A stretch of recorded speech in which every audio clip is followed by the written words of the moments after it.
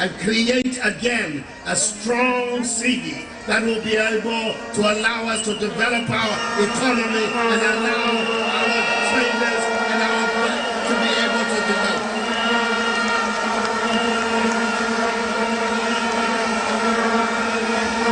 We have told the world that under our leadership, we're going to turn our back. $1, 1 CD. In the time of Mills and Mahama, 2 CDs, $1. If I was them, I would say to the people of Ghana, I'm sorry. We are sorry for the poor work we have done. We're going to go and think about ourselves. But that is not the people we're dealing with. The fruits of office, the money under the table has become sweet for them, so they're determined to stay. Are we going to allow that to happen? Are we going to allow that to happen? In Kufuor's time, one of the people who advised and helped him develop a strong CD was my running mate, Mahamudu Bawumia. Then he was deputy governor of the Bank of Ghana.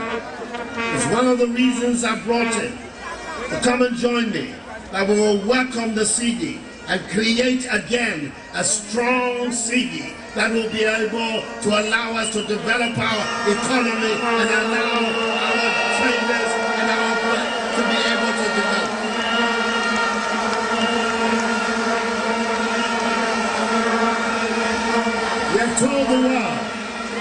We have told the world that under our leadership, we're going to turn our back. $1, 1 CD. In the time of Mills and Mahama, 2 CDs, $1. If I was them, I would say to the people of Ghana, I'm sorry. We are sorry for the poor work we have done. We're going to go and think about ourselves. But that is not the people we're dealing with. The fruits of office, the money under the table has become sweet for them, so they're determined to stay. Are we going to allow that to happen? Are we going to allow that to happen? In Kufuor's time, one of the people who advised and helped him develop a strong CD was my running mate, Mahamudu Bawumia. Then he was deputy governor of the Bank of Ghana. It's one of the reasons I brought him to come and join me, that we will work on the CD and create again a strong CD that will be able to allow us to develop our economy and allow our traders and our to be able to develop.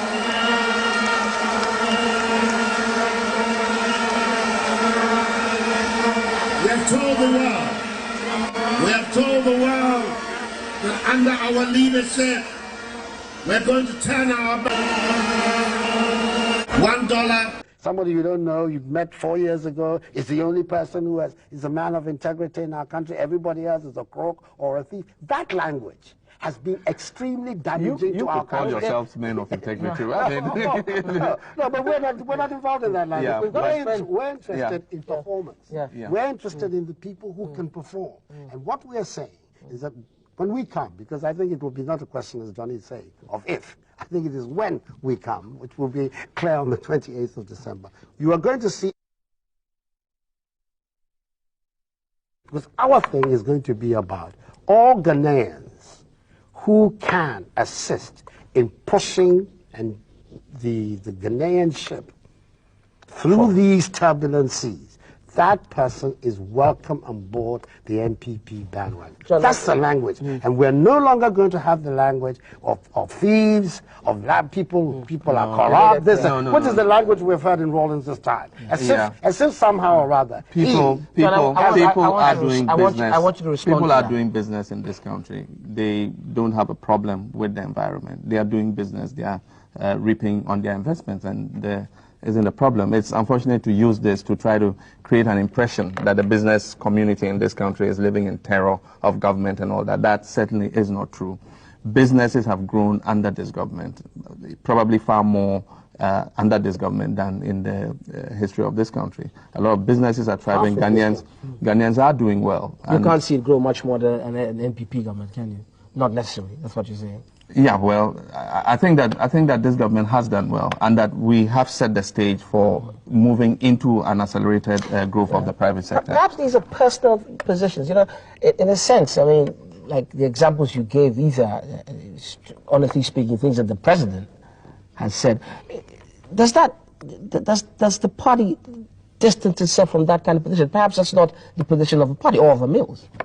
Well, I don't like the statements overblown to indicate that because the president said that, the business community is living in fear. That's the impression that Ado is trying to create.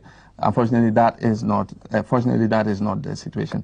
Business is growing. We have come from a certain period, you know, coming from the PNDC era, you know, into the democratic period. We started an experiment in democracy again. Everybody has been learning since then.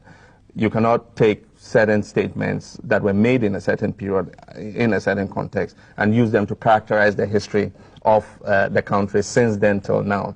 I think that is wrong. Somebody you don't know, you met 4 years ago, is the only person who is a man of integrity in our country. Everybody else is a crook or a thief. That language has been extremely damaging to our country. You call yourselves men of integrity, right?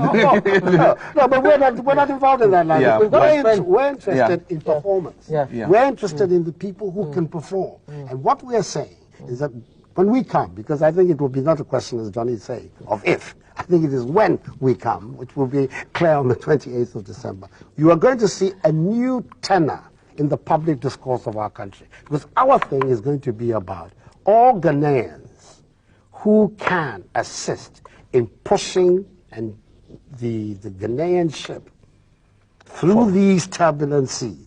That person is welcome on board the NPP bandwagon. That's the language. And we're no longer going to have the language of thieves, of people are corrupt, which is the language we've heard in Rawlings' time. As if somehow or other. People are doing business. I want you to respond. People are doing business in this country. They don't have a problem with the environment. They are doing business. They are reaping on their investments, and there isn't a problem. It's unfortunate to use this to try to create an impression that the business community in this country is living in terror of government and all that. That certainly is not true.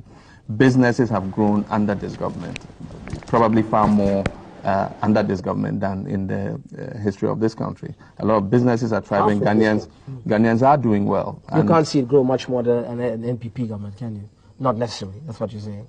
Yeah, well, I think that this government has done well, and that we have set the stage for moving into an accelerated growth of the private sector. Perhaps these are personal positions. You know, in a sense, I mean, like the examples you gave, these are, honestly speaking, things that the president has said. Does the party distance itself from that kind of position? Perhaps that's not the position of a party or of a Mills. Well, I don't like the statements overblown to indicate that because the president said that, the business community is living in fear. That's the impression that Ado is trying to create.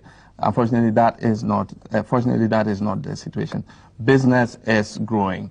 We have come from a certain period, you know, coming from the PNDC era, you know, into the democratic period.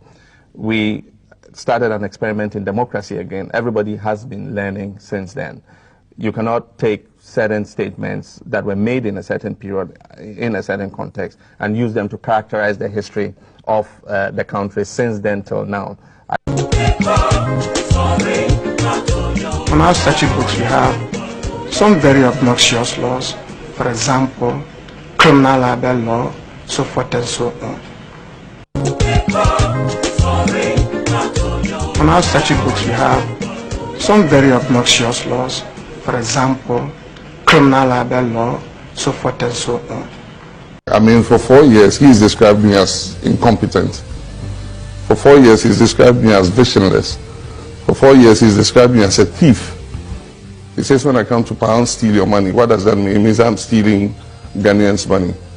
I'm a politician. I know it's an occupational hazard, you know, sometimes to have your opponents vilify you or something. And so I don't take it as anything. And so I'm talking about, I'm campaigning, and I'm saying that we need, at this stage of Ghana's history, somebody who can bring the nation together. And my opponent's track record does not fit that role, because in his own party, he's not able to bring his people together. Today, that is the truth. People can criticize Akufo-Addo in MPP. If you criticize him, they'll suspend you, or they'll sack you, or his attack dogs will set on you. Ask people in MPP, they're quiet. And that's why I said a good number of people in MPP are quiet. They can see the bus is going to crash. But if they say it, they will attack them. And so they're quiet, waiting for the bus to crash. And when it crashes, I said they'll take the bus, send it to Kukumpi, repair it, and put it back on the road for 2021. He should learn to accept criticism. I do. People insult me, vilify me. I don't utter a word. And so when I say, you cannot unify your party, so you... On our statute books, we have some very obnoxious laws. For example, criminal libel law, so forth and so on. What will you do, assuming you are confirmed? We made a specific commitment to the people of this country that if they were to entrust the administration of Ghana to us, we would in fact see to the repeal of those laws.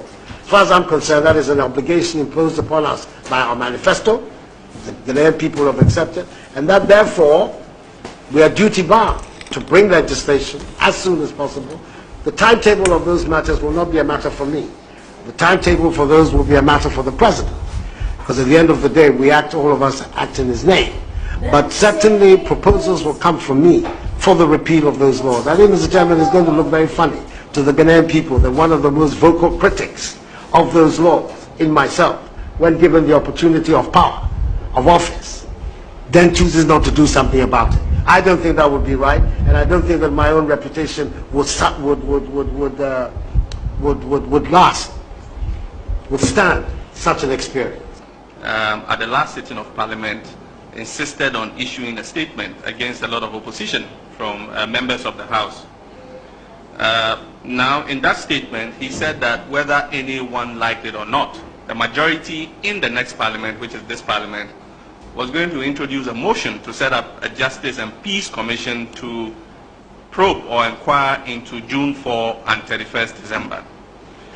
There was an uproar from both sides of the House, and you were shown clearly walking out of the House, apparently in opposition and in disgust to what they had said. This is a case of a genuine coincidence. This is a clear case of coincidence. I want to be clear in my mind whether you were opposed to the timing of what you were saying, or you were opposed to the content or the idea of setting up such a commission, and what is your own opinion on that? I would prefer to answer the latter. I left the chamber when the discussion was on, and I think that insofar as we all do that, as you know perfectly well, I don't think that any particular significance should be placed on the times I get up and leave the chamber and come back. But my own view is that at some stage or another, we're going to have to come to grips with that whole era and its consequences. We want to come to grips with it in a way whereby the peace, the stability, the progress of our country is not jeopardized. We're required in this country, like in many other countries in the world, to make a decision as to how we deal with our past. By and large, the nation is ready to say that what has happened in the past, let bygones be bygones. But there's still the situation involving the victims, people whose sufferings in one way or another cannot be so easily alleviated just by words. That a mechanism, some kind of mechanism was already in place when you were in office. The Attorney General, for instance, I know, was reviewing the whole situation of the restoration of people's assets and how all of that could be arranged. What I believe that the minority leader was putting on the table, which is I believe, for us, the majority view in the country, is that let us have some kind of mechanism working, not with discretion. Our objection to the way that the Attorney General was handling this matter was that there was a slightly discretionary element. He would choose which persons, people to deal with it. But let us have a mechanism which would deal with these matters in a reasonably objective and impartial way. The only way that you could do it was to establish some sort of body that would deal with it. I am not sure in my own mind.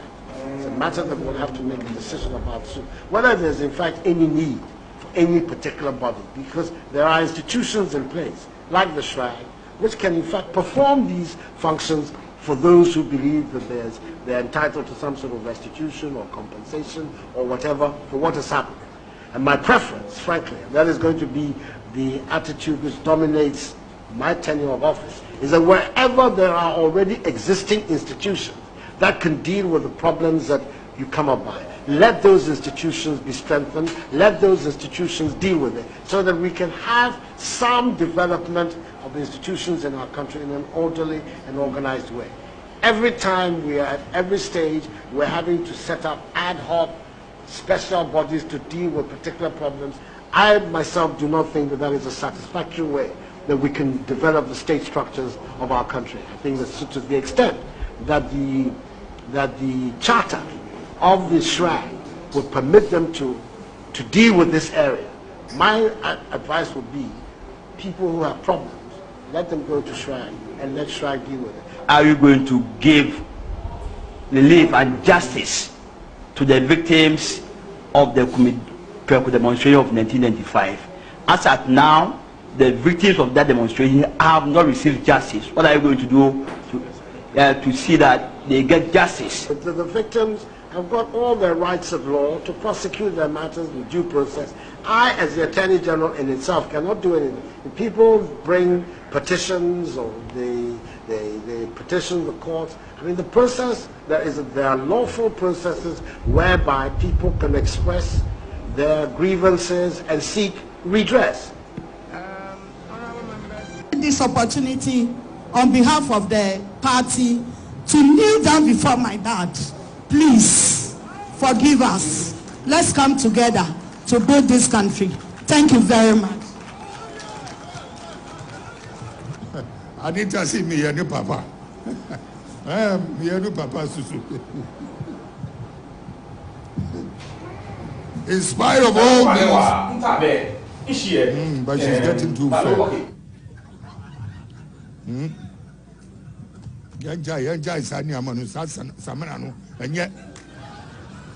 Let's also look at his response to a daughter. What do you make of that? He's my father. Like I said earlier, my father died at the age of 47, and in 1979 I was in secondary school Form 4, and he's one of those who have made me who I am. He took care of me. Is Anita is also bleaching? She's not bleaching. Do you know my children? I don't know if you know Belinda and Franklin. I'm not bleaching. Maybe he has admired me so much. Oh, so your father had it wrong, saying you are bleaching. My father? Yeah. No, you can say anything that you are. He's my father. I've had this opportunity on behalf of the party to kneel down before my dad. Please forgive us. Let's come together to build this country. Thank you very much. I need to see me and Papa. Me and Papa Susu. In spite of all these, but she's getting too fair.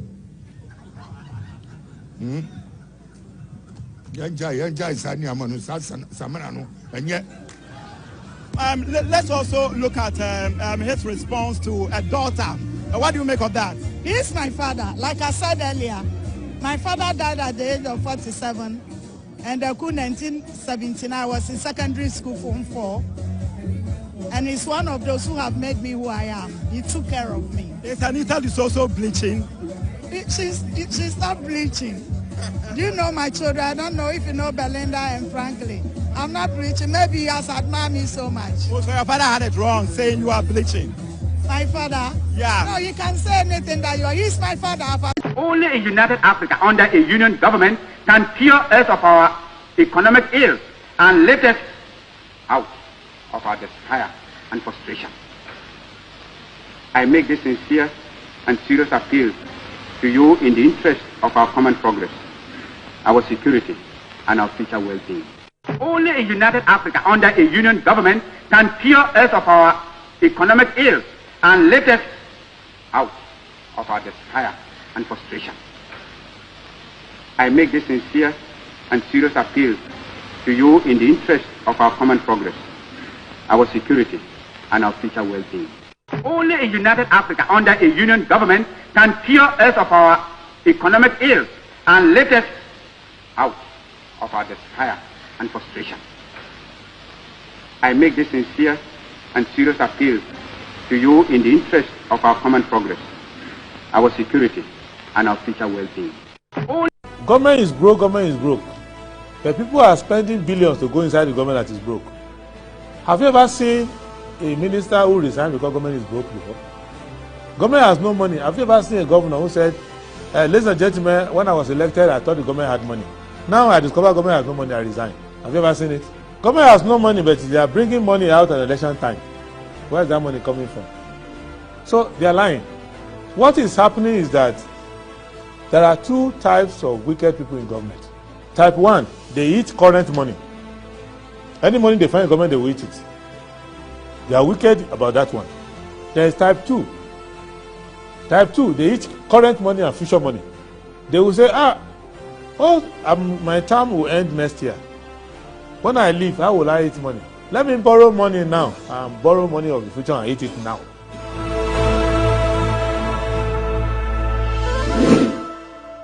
Government is broke, but people are spending. Good morning. Today is the 6th of November 2025. Welcome to the show. This is Good Morning Ghana on Metro Television. And the show is also live on 94.1 FM. That's on your radio dial. My name is Audu Moro. It's always a pleasure to come your way. It's a beautiful, beautiful Thursday morning.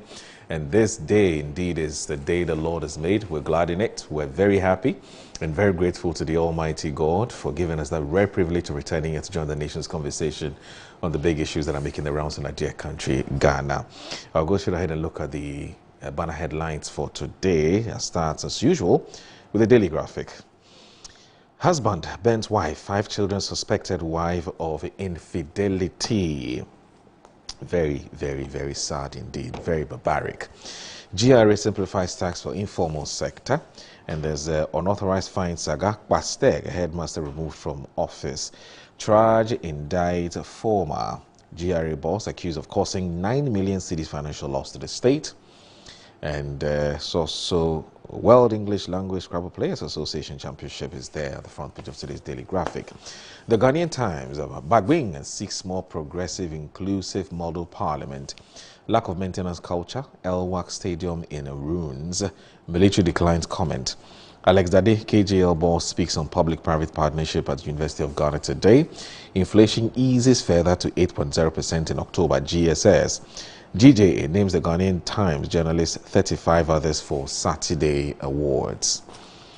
Daily Guide, KGL boss speaks on PPP today. German President meets Otunfo and has charged indicts ex-GRA boss for 9 million cedis. NPP slams judiciary over unreasonable bail terms.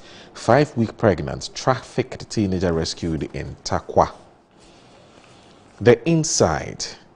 Ghana courts massive Indian investment in mining, others. And then also SSNIT advocates income security for informal sector workers as it begins SSNIT at your bank for pensioners, others.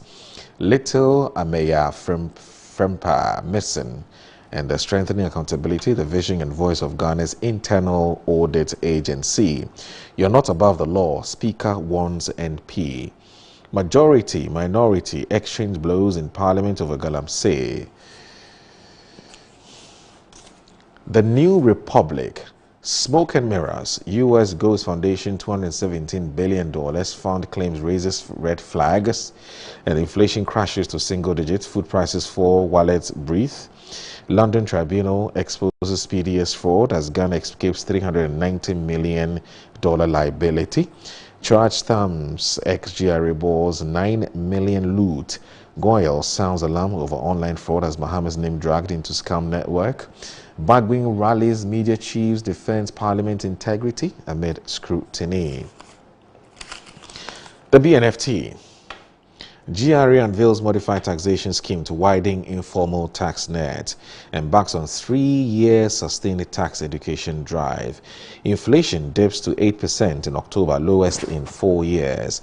GABA flags a trade-based money laundering as rising threat, as Blue Gold secures $140 million to restart Bogoso Prestia mine. Rehabilitation work on Awaso and Sota rail lines ongoing. And then the cassava economy, why economy's inflation lives and dies by food prices.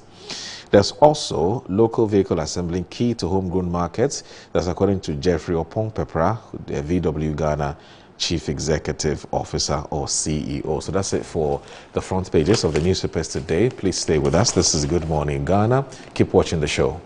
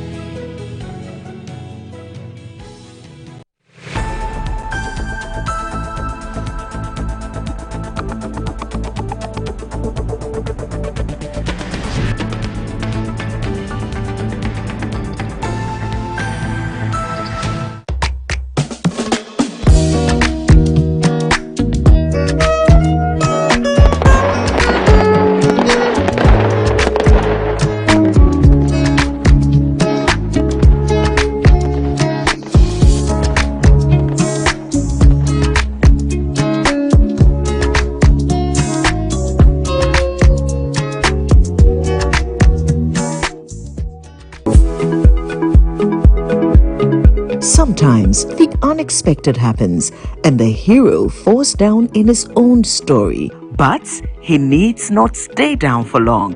Cosmopolitan Health Insurance is your trusted health partner. Whether an individual building a business, with Cosmopolitan Health Insurance, your medical care is our concern. For the best health insurance solutions for corporate institutions, groups and associations, families and individuals, choose Cosmopolitan Health Insurance from our over 700 accredited health service providers nationwide.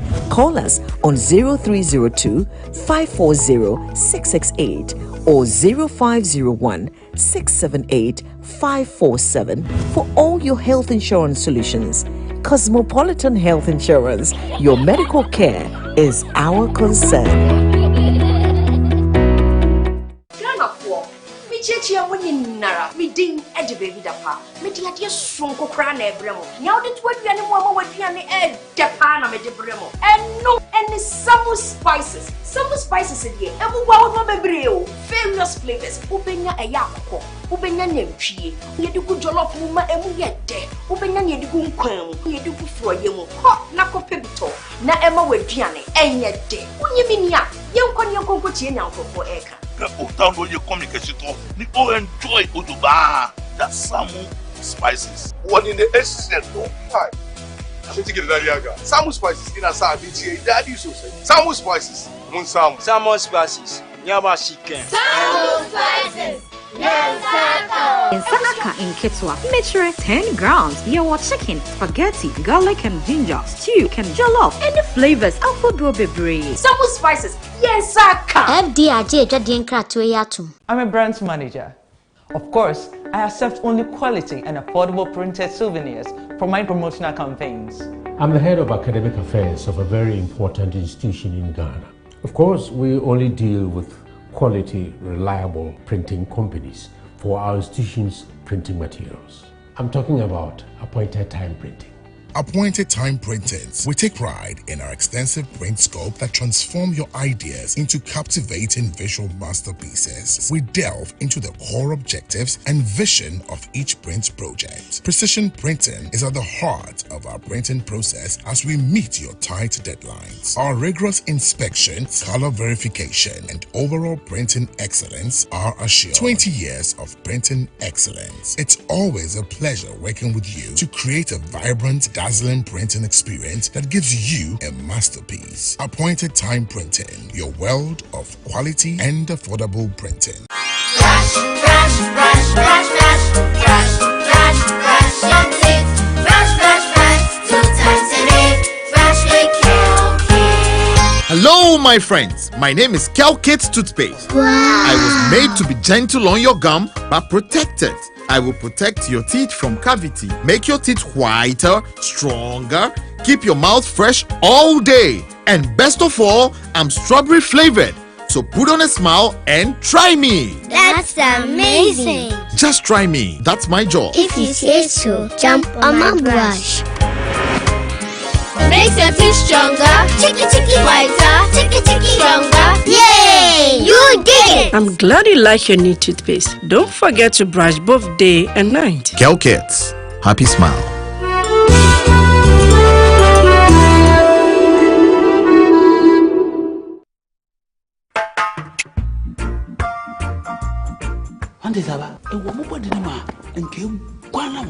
Oh, Jose, and I made the Canny Pano, Nasana, Mushiana, what me. A drain I didn't quano, Kingdom Garlic Bitters. No, more benefiting. Me benefiting wine. Also, what told dear? Abrewa, the smile, our brand, Mishuve. One antique crown our bread. No Kingdom Garlic Bitters, and any capsules. Nanya, what ya bribia. Kingdom Garlic Bitters, and the capsules. Assembly, a devil when I say, send your name, wife, company, one personal. Kingdom Ginseng Power Capsules, and tea. Say, see, I'm password. Kingdom Ginseng Power Capsules. A many genius from Debefi, Abrebia. Obebia o de poor hauno. Edroba Kupa, we hear tremendous capsules. Tremendous capsules. SS, you ma, we are Bessima. And no, you when you be a ton Rubia. Kingdom Heber, no challenger.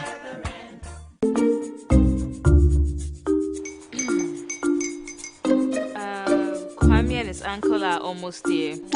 Wait a minute. This one too, your friend Kwame. Wait, Kwame. As in the same Kwame again? Yes, Mommy. The second coming. Into all this tension just to reintroduce that broke boy from Kaswa. Why would you deceive the family like this again? Now I understand the whole delay. Troll from Kaswa, dear. Why wouldn't he be late? Or be late, of course.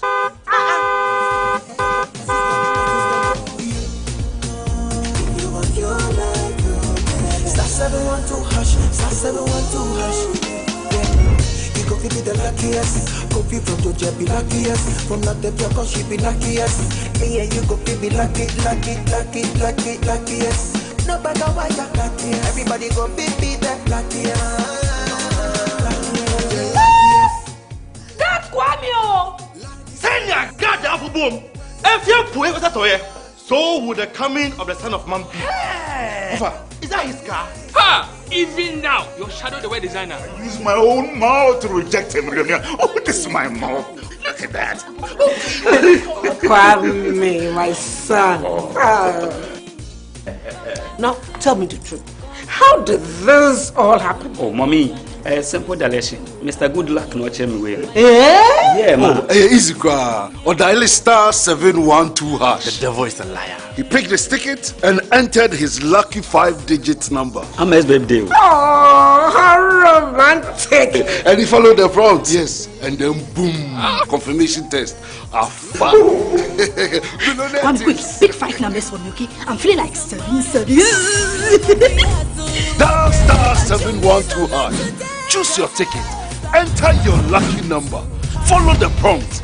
And let destiny handle the You see how they love you now? Yo, baby, our family permission. Before December, may release a motivational album. Patapa, my super. This promotion is regulated by the NLA on the Caritas platform.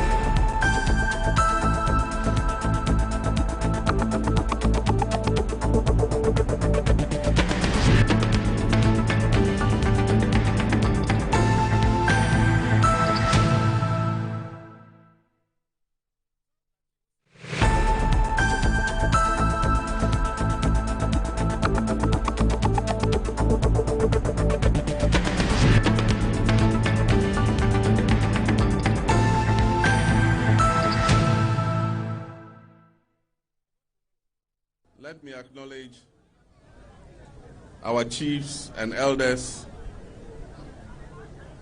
especially Solaura Abdullah Idrisu Nungbaso, who's representing the Bolera, and to acknowledge our chiefs from the Bamboy traditional area, and also our chiefs from the Vagla area. I want to thank all of you for joining us here today. I also want to recognize the clergy, our members of parliament, our regional and constituency executives, management and staff of the Ministry of Roads and Highways, the workers and staff of the construction company, and all the good people of Savannah region. We cut sword to start the big push projects at Afienya in the greater Accra region.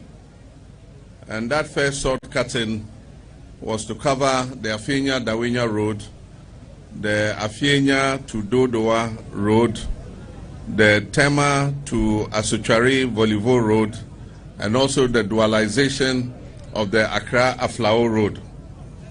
We then continue to Volta region to cut sword again to reconstruct the road from Ho to Denu, which is a major road on the eastern borderline of Ghana.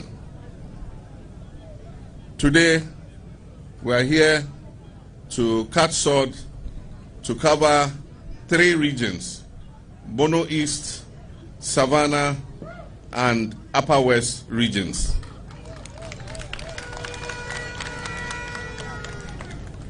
Today's sword cutting covers the reconstruction of the road all the way from Wenchi to Wa. The road is going to be reconstructed. It will be a new road, very well constructed so that it can adjust to the traffic that it's carrying as an international route to the landlocked countries in Burkina Faso and Mali.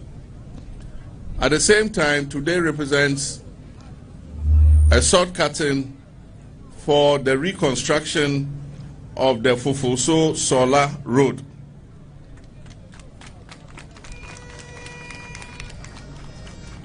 As you can see, the Sola-Fufuso Road was completed when I was president.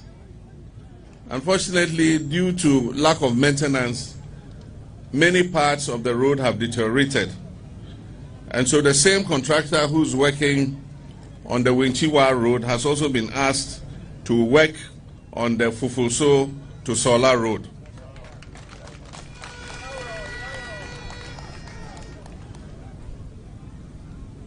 The first roads that we have selected are the most important arteries in all the regions. And as I said when we launched the big push, I said we're beginning with roads that connect regional capitals to regional capitals, and some of the roads that connect district capitals to district capitals.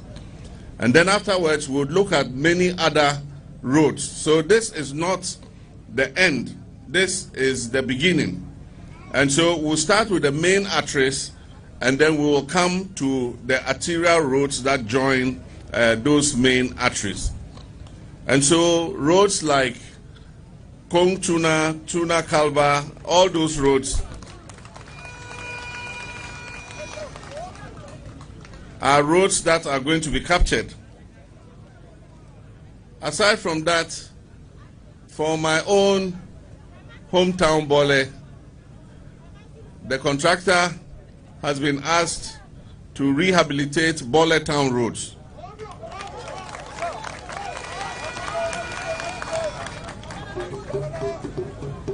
And at the same time, I'll be coming to cut the sword for both Bole town roads and the reconstruction of the Bole Chache road.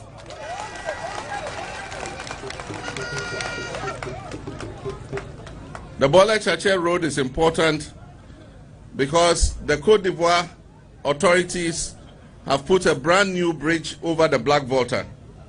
And so we need to reconstruct the road so that it becomes an international route for trade between Côte d'Ivoire and Ghana.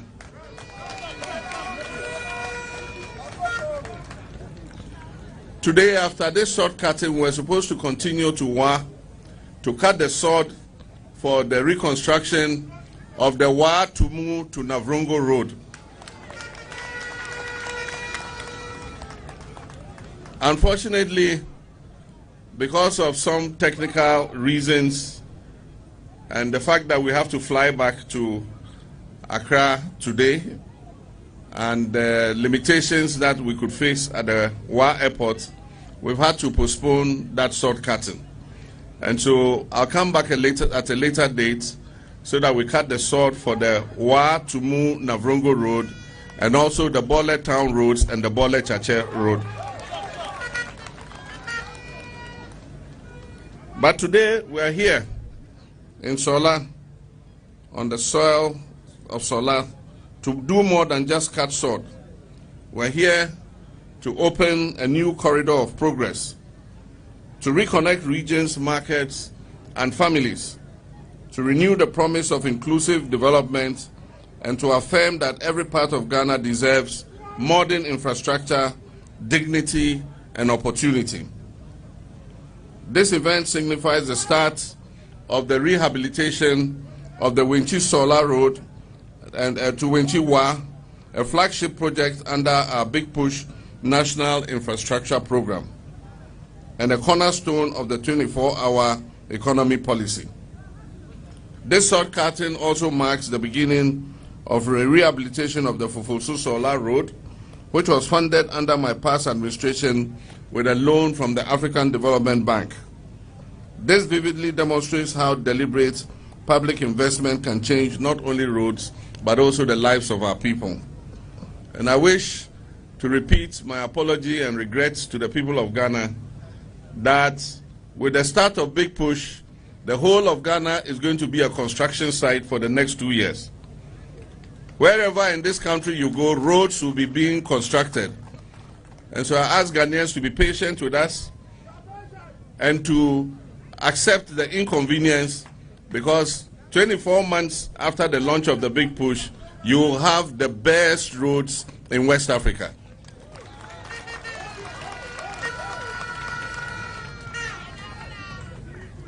The Winchi Wa Road is not an ordinary route. It is part of what we call the National Route N12. And it extends from Winchi in the Bono region, passes through Bamboy, through Bandankwanta and Tinga, to Sola, to Tuna, and eventually to Wa in the Upper West region. Beyond Wa, it continues northwards to Hamile at our border with Burkina Faso. In total, the Techiman to Wa corridor is approximately 322 kilometers, with 195 kilometers comprising the section between Wenchi and Sola, and approximately 35 kilometers from Sola to Wa. These segments are situated in different regions, as I told you. Wenchi is in the Bono East region, Sola is in the Savannah region, and Wa is in the Upper West region. Every day, it's estimated that between 2,000 and 2,500 vehicles pass through this corridor, carrying nearly 4,000 tons of grain, yams, cashew, and livestock from the Middle Belt to the north. This road handles a significant volume of Ghana's agro-freight traffic, the vital support of our grain and livestock economy, connecting the rich farmlands of the Bono East region to the Sahel trade routes via Hamile on our northern border. For the past few years, this strategic artery has been allowed to deteriorate. Potholes, failed pavements, and broken drains have made travel difficult and hazardous. The vehicle operating cost on this road has risen by nearly 40%, and travel time just between Wenchi to Sola and Wa can take up to 8 hours. And the rate of accidents has also increased. As a result of the poor nature of the road and the slow speed at which vehicles have to travel, we have also recorded armed robberies on this stretch of road. This is unacceptable in modern Ghana. And that is why, under the Big Push program, we are committed to a comprehensive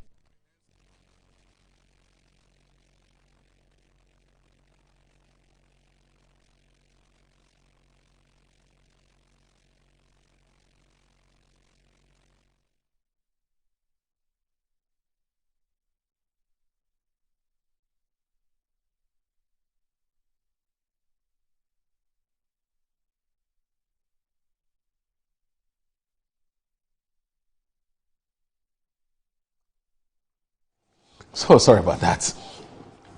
This is Good Morning Ghana on Metro Television. My name is Audu Moro. My guest already seated here, one of them indeed. He's the Honorable Member of Parliament for the people of Guan, also a former National Communications Officer of the NDC. I'm talking about the man, Mr. Fred Agbenyo. And Fred is here. Fred, good morning. Thank you very much for joining us on the show. My brother Moro, good morning. Good morning. Good morning. It's always good to see you. Good to see you. It's been a while. You don't look for your big brother. Yeah.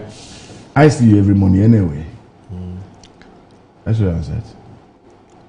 What you're saying is factually inaccurate because I call you almost every day. Oh, you so do? I don't know why you're making me look bad as if... More do you call me? I don't do my... Good to see you anyway. You're doing a good job. Thank you. I said these days I'm not seeing you well. I don't know why you keep saying some elephant trunk.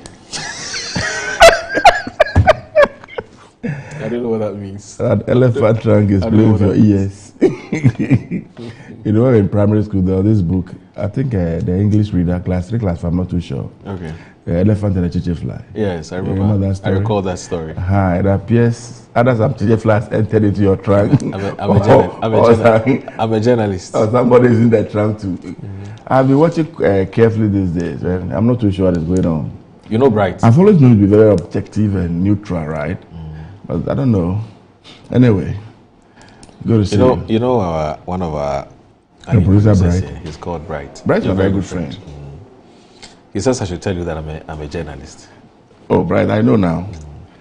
My brother is here, I have to tell him. I haven't seen Honorable Titus Glover in a very long while. Okay. The former Greater Accra Minister, former MP for Tema East, and the VACO CEO, big man.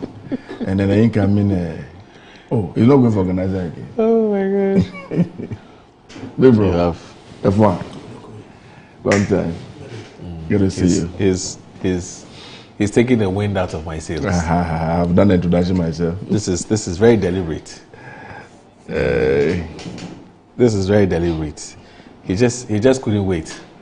Yeah, because I've not seen him in a while, so. Anyway, so Titus Glover has not been mic'd yet. So as soon as he's mic'd, we would engage him. But yes, indeed, he's joined us. You know, we did back.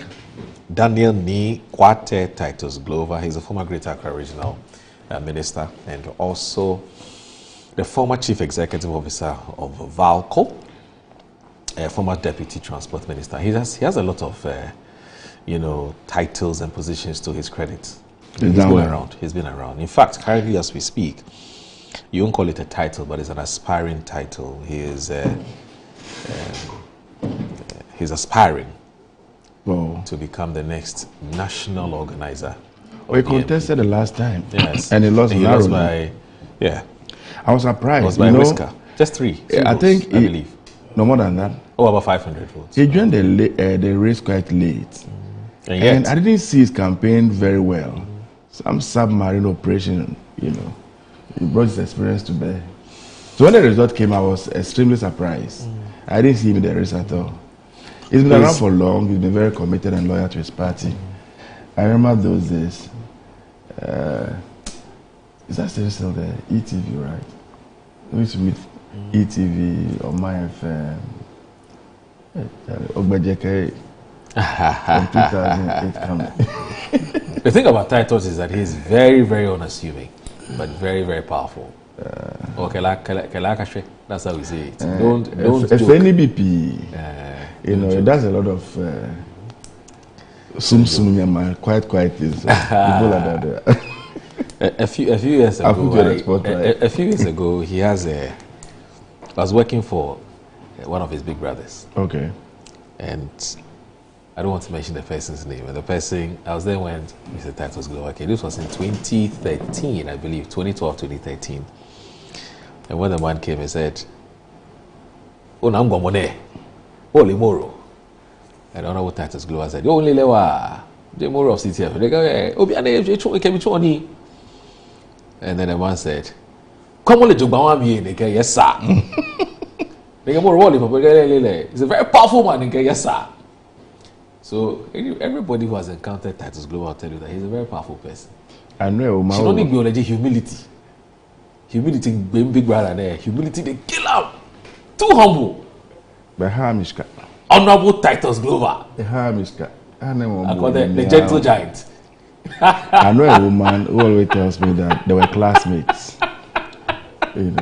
So I know the Titus was my classmate far back and all that. Anyway, but Big Boss, good to see you. Thank you very much. And, it's always a pleasure. Always a pleasure. And our SAL ambassador. He has been a spear of SAL on Adam. Okay. Apologies to your viewers and yourselves. I miscalculated the motorway traffic. Right. Because of the construction ongoing. Yeah. I just fell into it. We have to struggle to get to the studios. Right. This will not happen. I'll use the beach road. Right. Next time.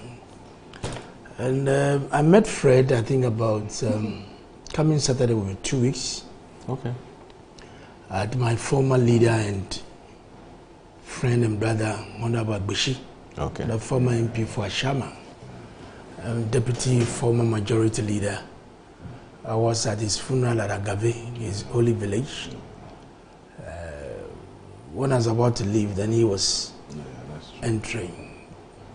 But since he won, we've not met. That's true. And I think that he deserves it. Fred has been a brother and a good friend. Right.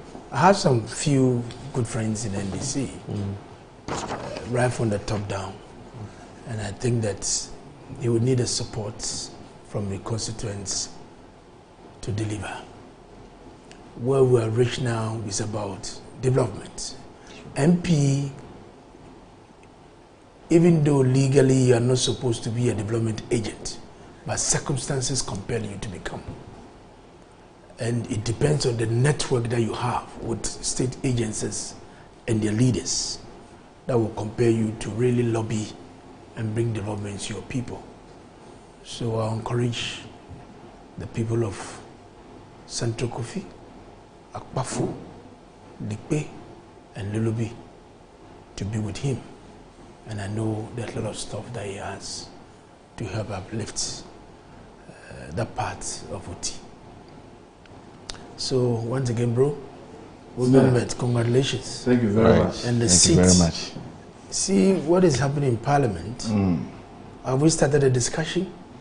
No, we would. The way I've seen you maintain the posture,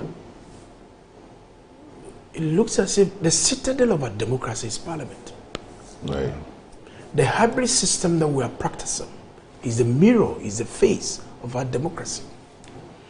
And sometimes the way people speak, the way they contribute to their campaign, eventually in the chamber. You see what is happening to the Wutu Senya MP? You see what is happening? Right. And the way she really dramatized as if she's been killed by Hawa. And I'm happy vengeance is in the wound of time. Oh, I don't know. Today, no, I'm saying that because when you look at all that happened at the time, that she was being trailed by Hawa Kumsi's vehicle, they shot into a vehicle. At the point in time, she said even one of her boys have died. It's true. You know, but at the time those incidents, she was not around. No, the guy. Okay, that's very true. I know about that. You know, so when the very cars that were trailing, you were not at the incident when those things happened. Fred, let us be sincere to her. It's unfortunate. Whatever the incident happened, you were not there, Hawa was not there. Whoever has died, it's unfortunate it has happened. But when you knew very well that you are not being trailed, you are not being followed, you will not be shot into your car, that is where the contrast is. Look at Hawa. She was nearly lynched recently. She was nearly killed for something that she had no hand into it. That is why I'm trying to, let us know that you cannot lie into that chamber, because one day you'll be exposed. I've been there for 8 years. I have distinguished myself at the committee level. I was deputy ranking member for trade, industry and tourism. I became the chairman of that same committee before President Nado gave me the deputy minister appointment. I've been on the appointment committee for 8 years. I met Osewusu. I met Haruna Idrisu. I met Muntaka, the Kenya majority, Ayarga, Obi Amwa, Yelechere. Suyuni came to join me there. My contemporary was Okujato. So let us be very careful. The kind of comments that we pass. Because one day, things that are unfolding, when I sit back and I watch, I say, Kwate, because me, I love my name. Fred, I love my name. The name Titus Glover is a very big name in Accra. And I'm the only political face within my family. So every step that I take, every decision that I make, I watch my shoulder to protect the integrity of the name Titus Glover, because I don't want any trouble. But Titus, I've also heard it, and it's no. Before you move. Sorry. I just one or two questions before you come in. You know, this matter came up yesterday on the show, and we talked about it at length. The matter you have raised about what Phyllis Naukoyo said, as against what Muntaka has said, and what appears to be a difference or some discrepancies. Don't you think, as some people have suggested, perhaps we're majoring on minors, i.e., yes, perhaps Felix may not have told the story as it ought to have been told. I don't want to say she lied, but say she didn't tell the story as it ought to have been told. But does that take away the fact that there was violence in her constituency? Does that take away the fact that the violence was orchestrated by persons who were close to the former MP. That's how I comes in. Does that also take away the fact that the vehicle which followed her, for which reason she complained that, you know, she's seen a V8 which belongs to Hawa Kumsing, and she knows the car, and she knows the guys who are driving the car and so on. Does the fact that she said Hawa Kumsing was the one that instigated the violence, which has turned out not to be true, does that take away the fact that some of these things happened? Well, I don't want to get a point. Thank you for the question. Okay. Violence in itself is not a good sign. Why should an election lead to violence, causing pain and injury among friends? Because of election, you use violence to intimidate people, then you are not a winner. It means that you are exerting pressure on the electorate to decide who want to lead them. Right. So I totally detest that. All the questions you're asking me, all the narrative you've given to us, when you listen to Honorable Muntaka, those who said they were in Koyo's car, the opportunity was given to them to respond, to talk. Why did they keep mute? Because the president has charged the police administration to do an investigation. And in this investigation, issues that happen must come up so that going forward, we'll nip these things in the bud. But you decided to keep mute. So even the fact that you have kept mute, you know that there's a truth that you don't want to talk about it. So they did not help. Nakoyo's guys, they did not help. Because if we knew these are the things that open up, say it. So that we'll look at how collectively we'll deal with these things going forward. If there are people to be punished, we punish them. But you say you will not talk. So how do you ascertain the truth? Right. Freddie said that somebody died. Unfortunate. Unfortunate. I think two people died, isn't it? Very unfortunate. I think so. Yeah. All things that happened, nobody took the pain to even ask her what really happened. It's only one-sided report that was presented. She was not even given the opportunity to explain her side. And the audio pattern rule, natural justice. At least listen to Fred and listen to my side. But we listen to one side, we'll condemn her, and look at what happened in Ablekuma North. Okay. A very nasty scene. I will not support such a cause, though. Right. I will not. But going forward, we should learn to desist of some of these things. Because they happen. There's actually an issue I wanted us to start with, but it looks like it's... well. So let's try to wrap up on this briefly. I don't know. I'm not so happy with the starting point where we are starting from.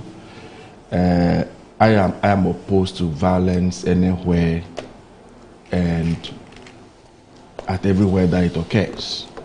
I don't subscribe to violence in our elections. I sincerely want to believe that everybody in this country follow the things that happen at Kaswa and that constituency. That's Ujusenya East, right? Yes. When Madam Hawa Kumsing was the MP and the minister. Now, if my big brother Titus is saying that we didn't give her the hearing to know her side of the story, she was then the sitting minister. They were in government. Honorable Titus Glover at a point was the regional minister. Who had the opportunity to give her a hearing? Is it me who was able to give her a hearing? She has every platform to articulate her position from her perspective. And so if she didn't do that, I don't think anybody in the NDC can be blamed for that. We all saw on television, we saw the videos, the attacks, the beatings. My very good friend, Tafik, who was then, he was formerly our communication officer of the constituency, became as the constituency secretary or so. You know, he was beaten to pulp. We saw it, and eventually never recovered from that thing until his death. And that is a reality we cannot run away from. You know, now if you want to equate what happened in Ablekuma North by election, or to assume that some people attacked our coast, in fact, it's not an area I wanted to go this morning, but why would you go to a polling station on election day with pepper spray? When you were leaving your house, what did you have at the back of your mind? Why would you go to a police station with any form of weapon, a gun, anything, when the laws that regulates the election prohibit against him. Do you understand? Why did you do that?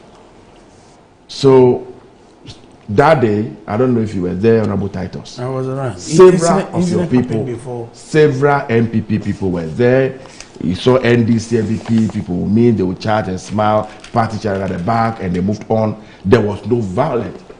How come that as soon as she alone surfaced, the things that we saw happen? You understand? So you can hold brief for her, you can say whatever you want to say about her. I think that she has demonstrated time with that number that she has those tendencies. She's not able to hold herself back, she's not able to control people around her. And a number of times she has unleashed her voice on innocent people. That's a reality. And it's something she needs to check. It's something she needs to work on. I am told that she's even contesting for women organizer in your party now.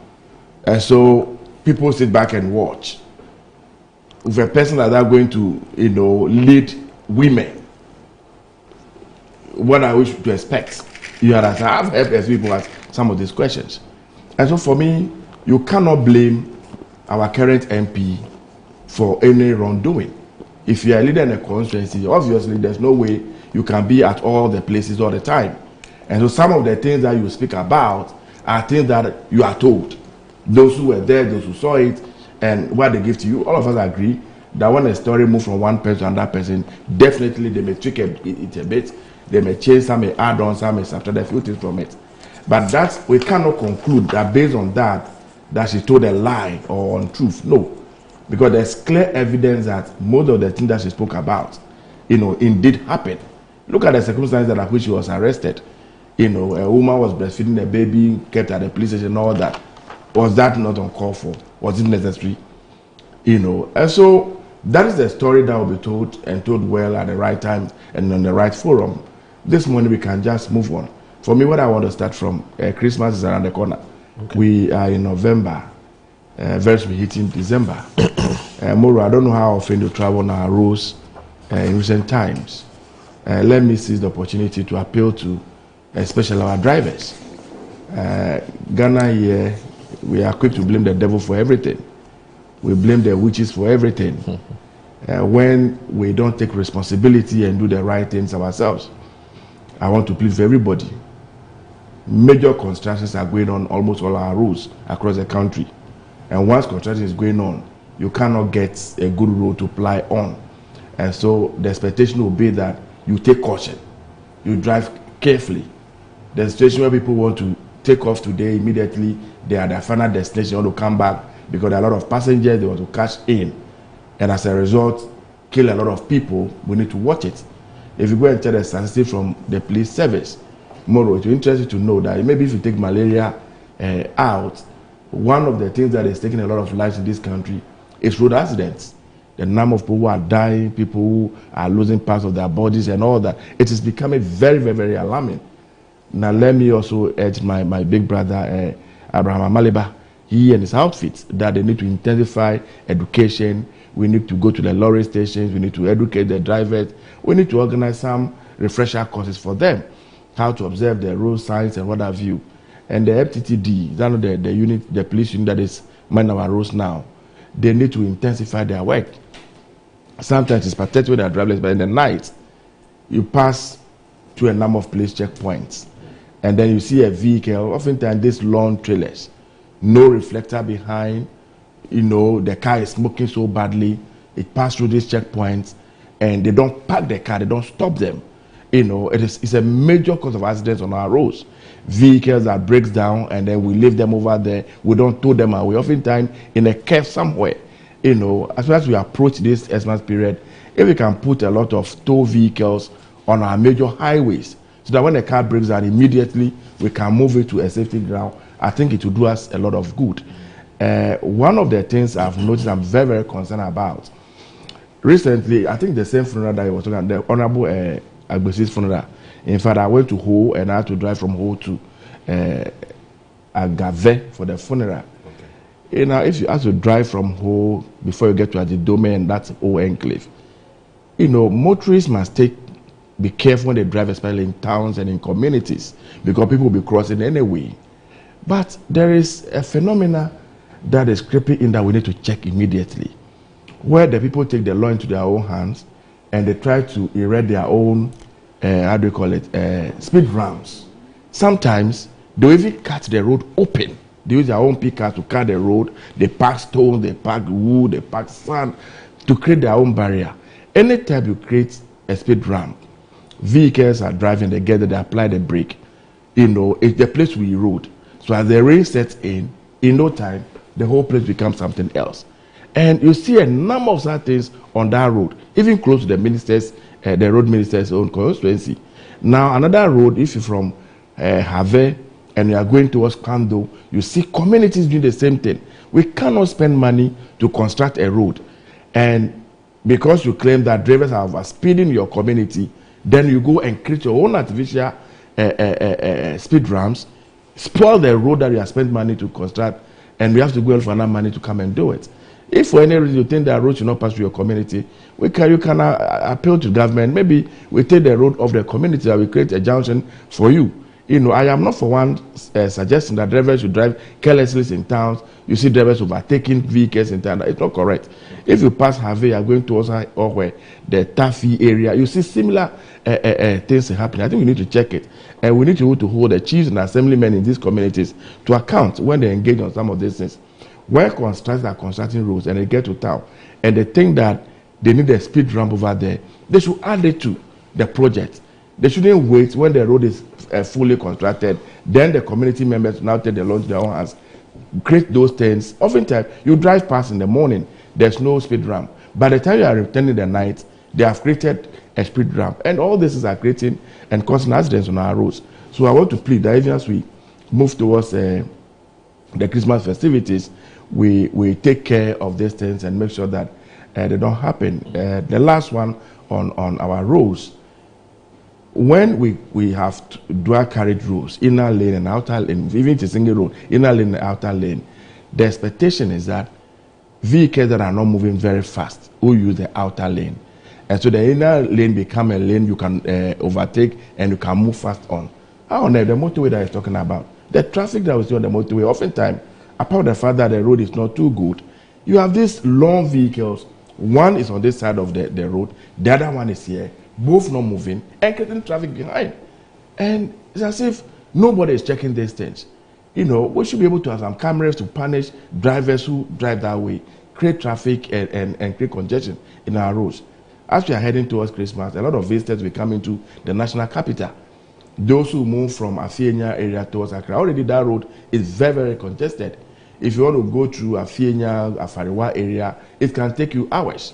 Dodowa road didn't used to be very choked like that. These days, it's also very choked. The Kaswa road to Accra, again, based on the constructions that are going on, the Aflawo road, towards the Bon area, the least about it, the better.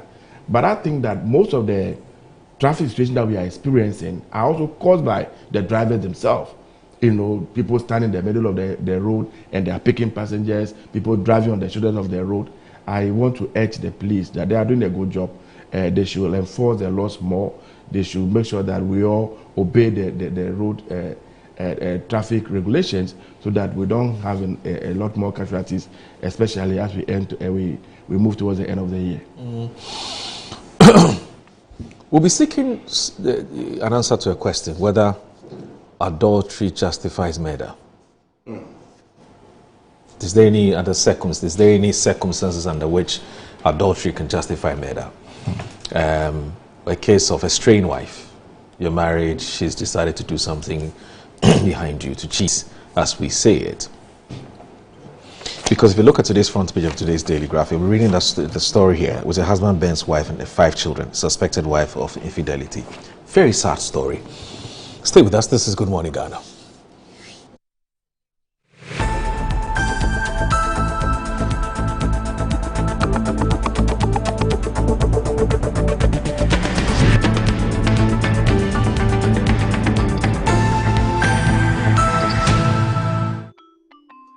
Start your kids' stay the right way, filled with confidence to take on any challenge. Pepsodent Kids contains the right amount of fluoride and sugar acid protection to care for their developing gums and teeth.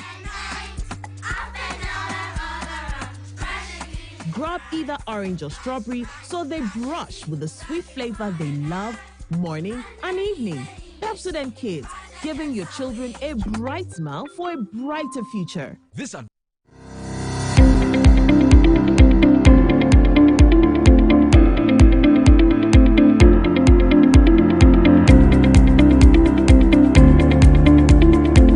Ebusiafo ye mama kwa aba eba Children's Palace.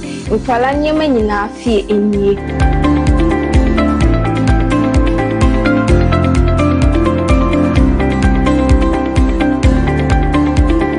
Yonkwala ntade mani mema nyina ntare nyina wase. Yonkwala shoes, yonkwala duane, yonkwala wipes, yonkwala diapers, yonkwala toys, baby coat. In fact, bibia opama omanyina obenye biwa ase.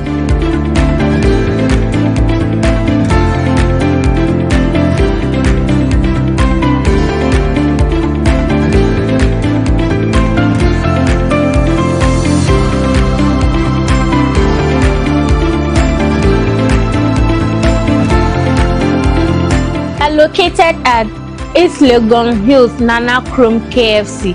Contact us on 059 6377 172. Children's Palace. Happy children, happy fashion. See you soon. Bye bye.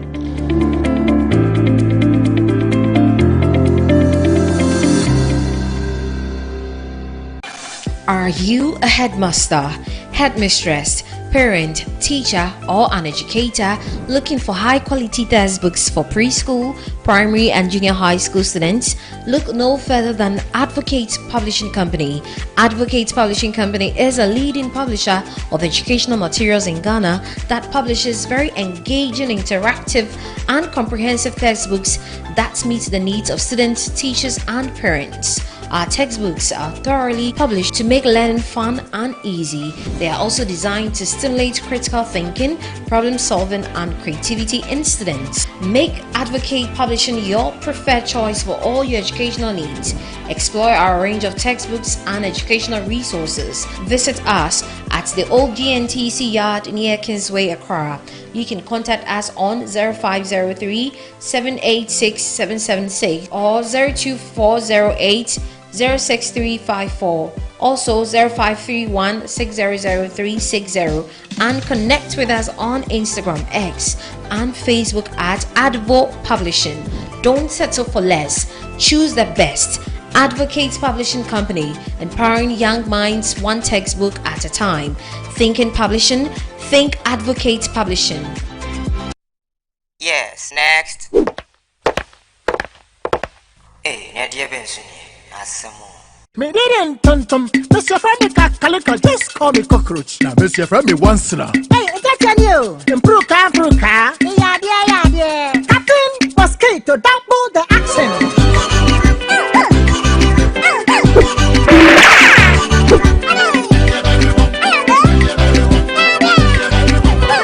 Me did this sasso spray. Mr. Friendly sasso quell. Yeah, go to my sasso.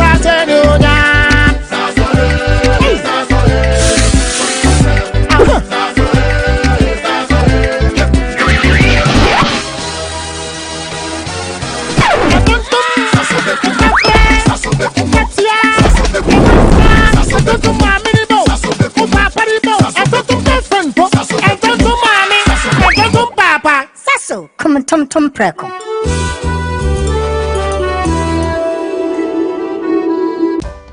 In my line of work, a confident smile is everything. Kel Chaco toothpaste keeps me on top of my game and ensures my smile is always radiant and bright. With the tiring nature of my job, we spend several hours under the scorching sun. To keep our teeth white and our breath fresh all the time, we use none other than Kel Chaco toothpaste. Kel Chaco toothpaste. You're on a Kessie and in a kit one. Samayo Kendini, a who be here, Semetra Sapapadia to a mammy man for Kel Chaco's natural ingredients, and a bomb is so buying, a man is swing, and a sansu mama hotel so a will bedroom. Kel Charcoal Toothpaste. Choose Kel Charcoal Toothpaste for anti-cavity, whiter teeth, and fresher breath all day. Available in 80 gram and 150 gram. Grab yours today. Kel, happy smile. This advert is FDA approved.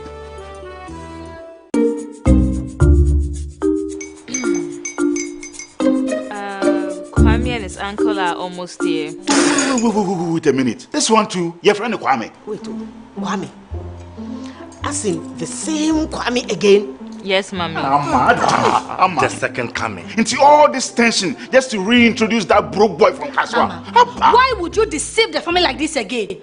Now I understand the whole delay. Trotro from Kaswa, dear. Why wouldn't he be late? Obeying later. Of course.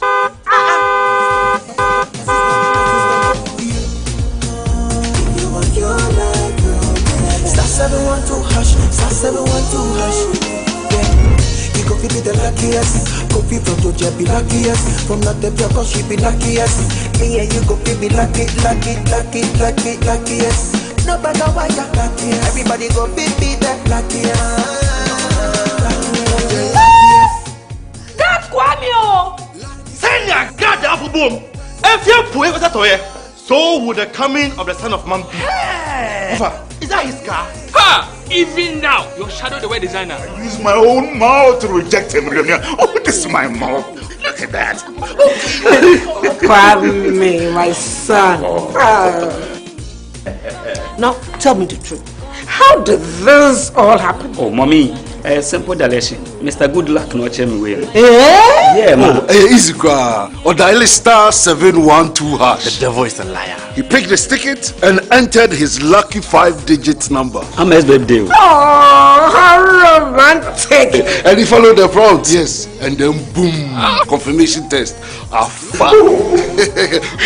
quick, pick 5 numbers for me, okay? I'm feeling like 7. Dial star 712 hash. Choose your ticket. Enter your lucky number. Follow the prompt and let destiny handle the You see how they love you now? Yo, do you have family payment? Before December, may release a motivational bomb. Patapa, my super. This promotion is regulated by the NLA on the Caritas platform.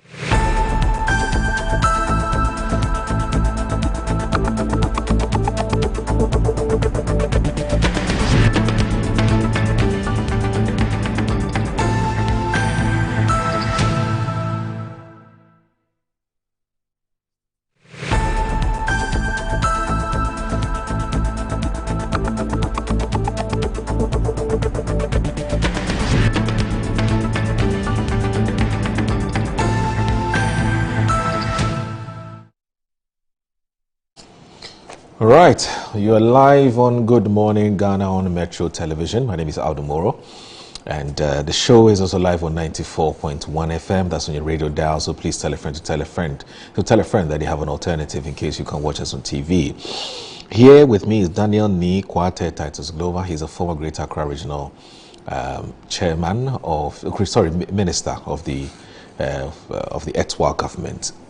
That's in Nana Addo Dankwa Akufo-Addo's government, and also a former MP for Tema East, and also a former Deputy Transport Minister, as a former Chief Executive Officer of Valco. He's here with us, and also Fred Agbanyo is MP for Guan, even though we're still advocating that it be changed to Sal. We're still on that advocacy, and which inshallah we have to win is Guan for now. So that is MP for Guan, Honorable Member of Parliament for the Guan constituency. Now, I asked a question before we took that break, and I asked whether infidelity justifies murder. And maybe a more fundamental question, why would somebody kill because their partner has quote-unquote cheated on them? The Daily Graphic this morning is reporting that husband burns wife, 5 children, and suspected wife of infidelity. That's like an entire generation gone. And let's please listen to the story. Shirley Asi-Eduardo in Cape Coast is reporting that an abusive marriage ended on a painful note last Saturday as the mother, her 5 children, and a grandchild were burnt to death in suspected arson. At the center of it is the woman's husband and the children's father, Yahweh Friye, who abused his family at will, spent time in jail for inflicting wounds on 2 of his children and yet showed no signs of slowing down. Efriye was found hanging from a tree in a suspected case of suicide that has shocked the central region. The horrifying fire incident, suspected to have been deliberately set by the estranged husband, claimed the lives of his wife, their 5 children, and a grandchild at Achimpem in the Upper Dentra East municipality in the central region. Firefighters were called in at 1:04 a.m., got to the scene in 16 minutes, but found the bedroom engulfed in flames and padlocked. It was padlocked from the outside. The officers, however, doused the fire in 12 minutes, but the act was too late to save a single life inside. Efriye was said to be having potency issues and has suspected his wife of adultery. The 5 victims, the Ghana National Fire Service said, comprised 5 children aged between 7 months and 15 years, an older daughter and their mother. The children were named as Mamiya 17, Kobe Senior 13, Kwame 11, Kobe Junior, and that's Kobe Junior is 9, Mami Nima 4, and Kwejo, a 7-month-old baby. Now, preliminary investigations by the GNF and the police suggest that the estranged husband, Yao Efriye, intentionally started the fire in the room where his family was sleeping. Efriye, also known as Batman, is alleged to have locked the door from the outside to prevent them from escaping the furnace before fleeing the scene. Fleeing the scene, not fleeing. Now, his body was later found hanging from a tree after supposedly taking his own life in a nearby bush on the outskirts of Achimpem, where the police discovered the body. Information gathered by the Daily Graphic indicates that Efriye, a farmer and a small-scale miner, had been married to Amadapa for more than a decade. So more than 10 years they've been together. The marriage, the newspaper gathered, had a history of abuse. A source told the Daily Graphic that Efriye had abused his wife and the children several times over the years, with the incidents increasing more recently. The source stated that Efriye had spent 3 months in jail recently for causing life-threatening injuries to 2 of his children. The injuries to the children, the eyewitnesses, had happened because the wife escaped a weapon thrown at her that landed on them. They were hospitalized at the Konfanochi Teaching Hospital for months. The source said the abuse caused Amadapa to move out of their matrimonial home to her parents. Also at Achimpem, after several mediation efforts to get Efriye to desist from violent acts proved futile. His sense of insecurity appeared to increase daily, with the tempo of abuse rising at every turn in a family that gained notoriety for the regular, feud. The Upper Dentra East Municipal Commander of Police, Deputy Superintendent of Police DSP Simon Boavo, corroborated the story, stating that Ms. Dapa had appealed for mercy for Efriye after he was sentenced, explaining that he was the breadwinner. He said the woman urged the court to temper justice with mercy, compelling the court to sentence him for only 3 months in jail. So, despite everything he's been doing to his wife, she still showed him mercy and said, look, please give the man just 3 months. Okay. Now, DSP Boavo said, after his jail term, Efriye reunited with his wife and family, but the abuse continued. After mediation failed, the families advised Ms. Dapa to move to a family house with the children. DSP Boavo recounted eyewitness accounts that indicate that Efriye had chanced upon Amadapa outside her home around 12 midnight on the day of the incident and questioning her about why she was still in town at that time of the night when the children were asleep. He was said to have urged her to go and sleep and even escorted her to the house.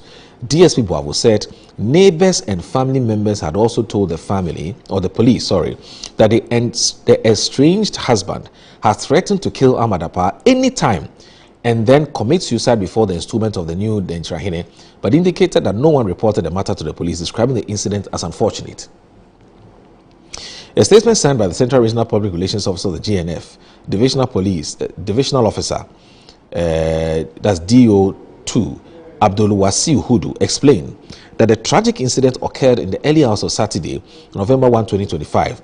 The statement said the Donkwa Onofin Fire Station received a distress call at 1:40 on Saturday and promptly dispatched the team to the scene. It said firefighters arrived at 1:20 to find one of the bedrooms of the 4-bedroom house, numbered AAF 5259-7534, engulfed in flames and padlocked from the outside. Despite their swift response, the statement added that the 7 occupants were trapped and could not be rescued. The fire crew, it indicated, managed to contain the blaze by 1:32 a.m., preventing it from spreading to the other rooms. The fire service said the charred bodies of the victims were later handed over to the police at Atechem for further investigation. So he suspects infidelity. He decides to kill his children. 7 of them are all gone. It's an entire generation. Everybody's gone. What is it that would make somebody do such a thing? I'm just wondering. First of all, what do you make of the story? Let me start with you, Fred. This is a tragedy, and this pathetic. For a man to kill the wife and kill his 5 children because he suspects the wife of infidelity. I don't even know how to describe it. I don't know what is it that will come upon a man for him to get to that state. I tell people every day that we all have emotional attachment to people we like, people we love, our family, friends, our children, and blah, blah. But the emotional relation between 2 lovers is different from any other person. You may love your mother, whichever way, you may love your father, no matter what. But when it comes to love relationship, the emotions are different. And so you notice that anytime somebody's heart is broken, 2 things are likely to happen. 1 is death. 2 is somebody getting mental problem. Okay. 2, anytime there are these things, 1 is death, or 2, there's a mental challenge. And if you don't take time, it can take you off completely. And a lot of people are living with these conditions. Now, the case in reference, if you listen to the facts of the case, this is something that has lingered on for a very long time. This is a guy who has been abusing this woman for all these 10 years that they've been together. But instead of us to see domestic violence as a crime, as per our laws, at 732 of the Domestic Violence Act 2007, we tend to see it more as a family issue. Yeah. We tend to see it as a domain, let's handle it in-house. And so we don't allow the law to take its own course. Now, there are a number of factors that are causing this domestic violence. 1 will be cultural and traditional beliefs, where the patriarchal system that we have, the man is a boss, is a lord. When he speaks, the woman must be quiet. When he gives a command, that is a final thing. And that is within our cultural, space. He's the boss. And so, even when you're in the house, you are the man. You can't wash your clothes. It is wrong for you to be in the kitchen to even cook. Yours is to sit down in the hall, cross your leg, let your woman do everything and bring the food. When you speak, she must say, yes, sir. And so when you go into a home and you don't see those things, the assumption is that the woman has dominated the man. If it's that, the woman has passed somewhere, in our cultural setting, if your mother or any of your family members visit your home and they see you washing your clothes or your wife's clothes, they will get back home crying. Our son is finished. The wife has cooked something for him to eat. Now he's the one who is washing even the woman's clothes. And so that patriarchal thing where you are the boss is a major issue. Now, our customary, the bride price that we pay. In some cultures, especially in the northern sector where you have to go and give cows in exchange for marriage as a price. some persons tend to think that I have bought you from your family, right? I have paid. Now you are my property. And so therefore, I can do whatever I want to do with you. I can use you whichever I want to use you. And so they don't see you as a partner. They don't see you as two of us have agreed to coexist and raise a family.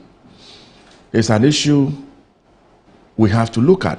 Now, social acceptance of violence. As I said, our society, some way, somehow, tend to favor distance. Oh, now, we assembling. You mean it's not a big deal? It's not a big deal. You understand? As a society, accept it, but it's your husband, is the boss. He has given you 1 or 2 slaps, so what is the big deal? Why are you making a fuss out of it? Now, one other issue is economic challenges. You see, where poverty is very high in a home, there's huge tension in the house. I do counseling, and sometimes some of the things you hear over toothpaste, that a man can get angry, that the toothpaste that the wife has put on the toothbrush is too much. You are wasting the toothpaste. That they enter the bathroom and maybe the woman is bathing and the foam, it means that is using too much soap. So this very little things. Of course, oftentimes there's a remote cause. This now becomes an immediate trigger. The woman to react. You know what I mean? And then one thing leads to another. Then the macho man, the boss in the house now, will raise his hand. He wants to slap. Now, when the woman becomes over-dependent on the man, she loses her authority and control. And now the man thinks that because he provides everything, he owns the woman. And therefore, that power balance that you need in a home setting is no longer available. Right? It is him. It is what he says. There's no democracy in the house. If he wants to eat fufu, everybody must eat fufu. If it is rice you feel like eating today, everybody must eat. There's no day what the children want to eat will be what will be cooked in the house. Now, illiteracy is a major problem. You will notice that some of this extreme level of violence and domestic abuses often can happen in homes where educational levels are quite low. I am not suggesting that they don't happen even among educated people. You can have a cracker with tie beating and slapping the wife. You can have somebody who is very high up there. But it is quite rare. Where you see it often are people at that level. And like I said, because they are not literate, they are not well educated, they don't even know that it's a crime against our laws. That the Domestic Violence Act, 2007 Act 732, frowns on these things. They don't know. And so then we have a responsibility to do more education. Yeah. And for me, this thing must find space in our educational curricula, right from the word go. I say every day that one thing, the only reason we are running around, we are coming, one is because of the unit called a family. Some people say it's because of sex. That's why we are running and going and coming and doing what we are doing. But it's a subject that we speak very little about. We don't educate people about. And so, for instance, a child who comes from a home where the father was always abusing the mother grows up thinking that it is okay, it's normal. My father was always beating my mother. My mother never complained. My mother stayed with my father for 35, 40 years. And so what is the big deal if I give you a slap one day? You understand? But when you are from a home where your father wouldn't do a thing like that, that alone becomes a deterrent.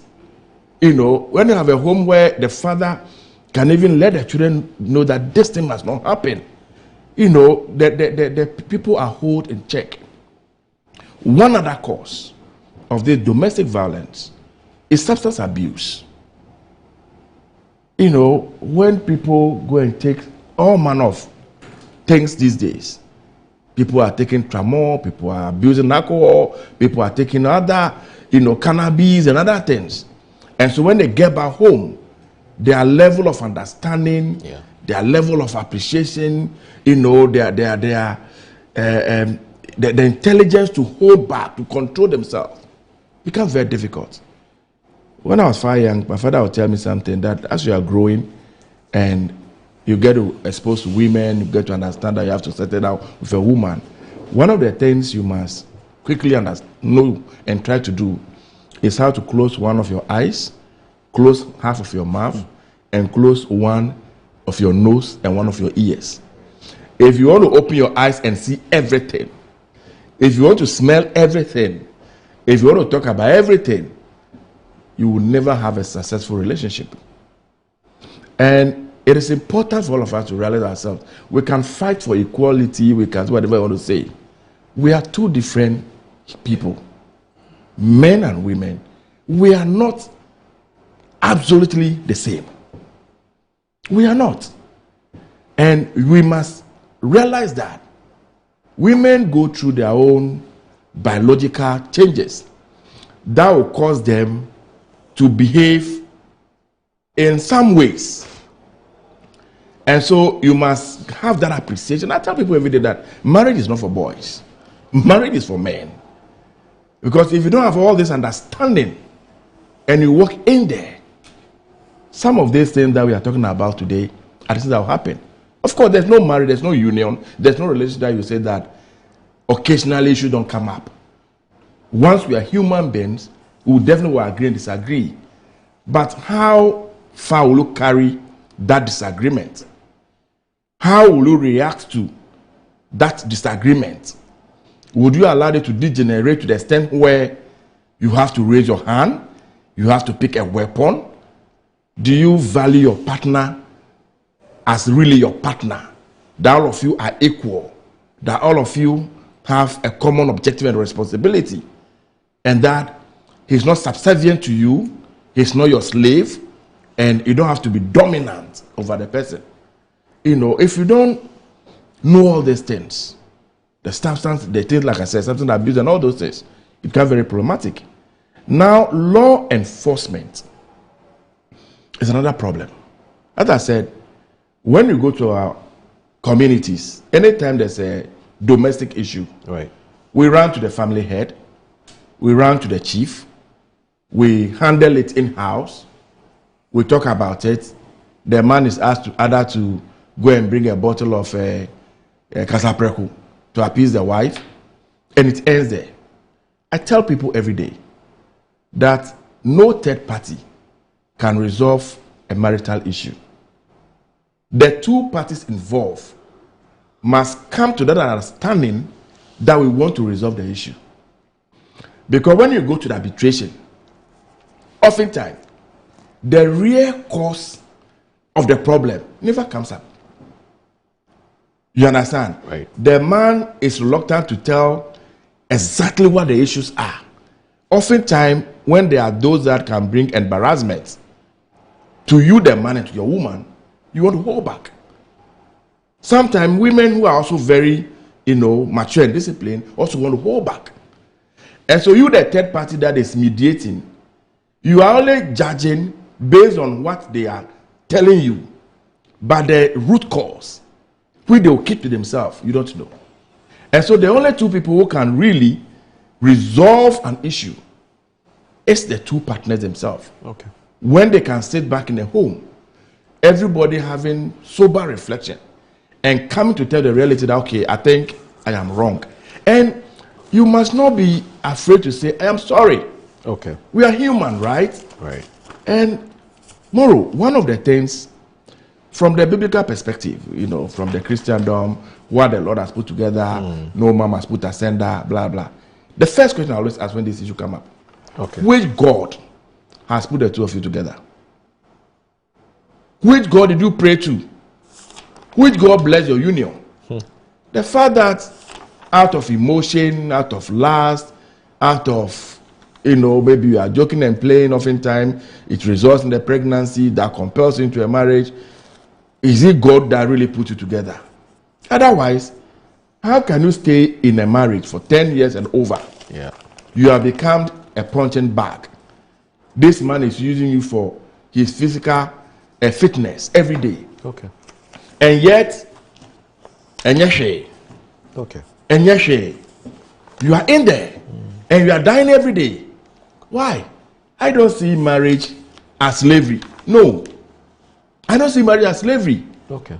If divorcing and moving out will guarantee you your peace of mind and for you to continue with your life, you should be better off. All right. Than to say, oh, society will scorn, society will laugh at me, society will say this. So even though you are dying, you are in there. All right. This thing happened. This is a man who attempted to kill the wife 3 years ago per the story. Yes. Threw something at the wife. Fortunately for the wife, the thing didn't hit her. It hit 2 children. For which this man was incarcerated, right? Was put to jail for how many months? 3 years. 3 months. 3 months, yes. That Because even then the wife has to plead. Yes. The wife pleaded for the 3 months. And then she was given 3 months. You see, I said, 1, over-dependence on the man. Poverty. This is a man who is a peasant farmer who also does a tricycle business. He's also into mining. And into small mining. And so this woman now sit back and say, if you go and put this man in jail for 2 years, 3 years, how will I take care of the 5 children? How will I feed? Because before a state will implement this, our laws fully, the state must be ready and prepared to create environment for the family to continue to exist in the absence of the woman. I don't know if you get the point I'm making. I understand you totally. If you are saying that, okay, the man, you have offended the law, and so you must be sentenced, must go to jail for 5 years. And when we finish the court process, everybody goes to sleep. Nobody cares about how the children will eat. Nobody cares about how the woman will survive, how they'll pay their utilities and pay their school fees. Then definitely, marital violence, domestic violence will remain a household issue. Nobody wants to own up. But if you have a state-like social welfare system, where when it is reported and the abused person is punished, is put into jail, the state can take up the responsibility of paying school fees, of providing for a care for the family. People will really come and tell their story. And then we can punch them as a deterrent. But the situation we have it now, no. You understand? So that is where the problem is. Okay. We need to, in conclusion, we need to intensify education. Okay. Marriage is the unit of society, the basic unit of life, of everything. Look at what has happened here. Yeah. 5 children gone. Husband gone. Wife gone. A whole generation is wiped off. A whole generation is wiped off. I think that the churches have a huge responsibility to intensify education on this subject matter. Our educational curricula, this subject must find expression in there. Right. We must teach it. We must let children from the word go. Which way you get married, you get saved, you enter into some form of relationship. Right. And so everybody must be taught. All of us, Moro, if I'm wrong, tell me. If I'm lying, tell me. Majority of us, we are in a relationship and doing things based on our own assumptions. Okay. Not because we have been schooled, we have been educated, we have been taught for how to care for each other. All right. Parenting is a whole complex subject. Right. Marriage is a whole complex subject. Relationship is a whole complex subject. But how much attention are we paying to it? We cannot leave that for only the moral society, the church, civil society organization, government policies. I empathize with their families. Right. I empathize for Ghana. These children, one of them could become a president, one of them could become a very distinguished member of our society. God brought them under the sun. In Jeremiah chapter 1 verse 5, so whilst you were a clot of blood in your mommy's womb, I, the Lord, I know and have chosen you. God might have chosen these children for a purpose. somebody out of envy, out of jealous, out of whatever it is, has truncated these destinies and killed himself. And as I said, these things are happening all over the place. This one has come to into the news, and we are discussing it. Yeah. There are several we don't hear. There are several we don't know. I mean, these are incidents that are hugely underreported. Underreported, as I said, because of the circumstances. And you have mentioned that it's because of cultural issues. Cultural issues. And the fact that when it is exposed, the families involved are not given a support system from the states. Yeah. And so I would prefer to say to the man, go and give me food to eat every day. Yeah. He pays my children's school fees every day. If I go and report him and the law picks him up, how do I survive? But if there's that guarantee that the state will take up that responsibility, people will report on daily basis. Because look, this same woman who herself is a victim of, how do you call it, domestic abuse, she also followed the husband to court to go and plead. See? And don't take him to, don't jail him. You see? So that is why. Anyway, so I don't know what. Let me bring it down now. Because there are some other angles that will come. I'm sure that you will Moro, comment on. Very pathetic story. But he has potency issues. I'm coming. He has serious potency issues. It reminds me of this Nigerian gospel musician who was also molested, abused domestically by the husband, and eventually died. There's a Nigerian musician, gospel musician. Okay. The lady who sang that song. Yes. Yeah. Oh. She died out of this domestic violence. Right. And I agree with Fred and your good self that a lot is going on that is not brought into the public eye. A lot. And the women are quiet, they don't talk, they don't share all these things that they are going through. And the fact that you are silent and you are not talking, gradually you are leading yourselves into the grave. Is it Osinachi? Osinachi, that's the name. Yes, Osinachi, that's her name. All right. The fact that you are quiet and you are not sharing your experience, it will eventually lead you to some of these things. And the man suspecting the wife of infidelity.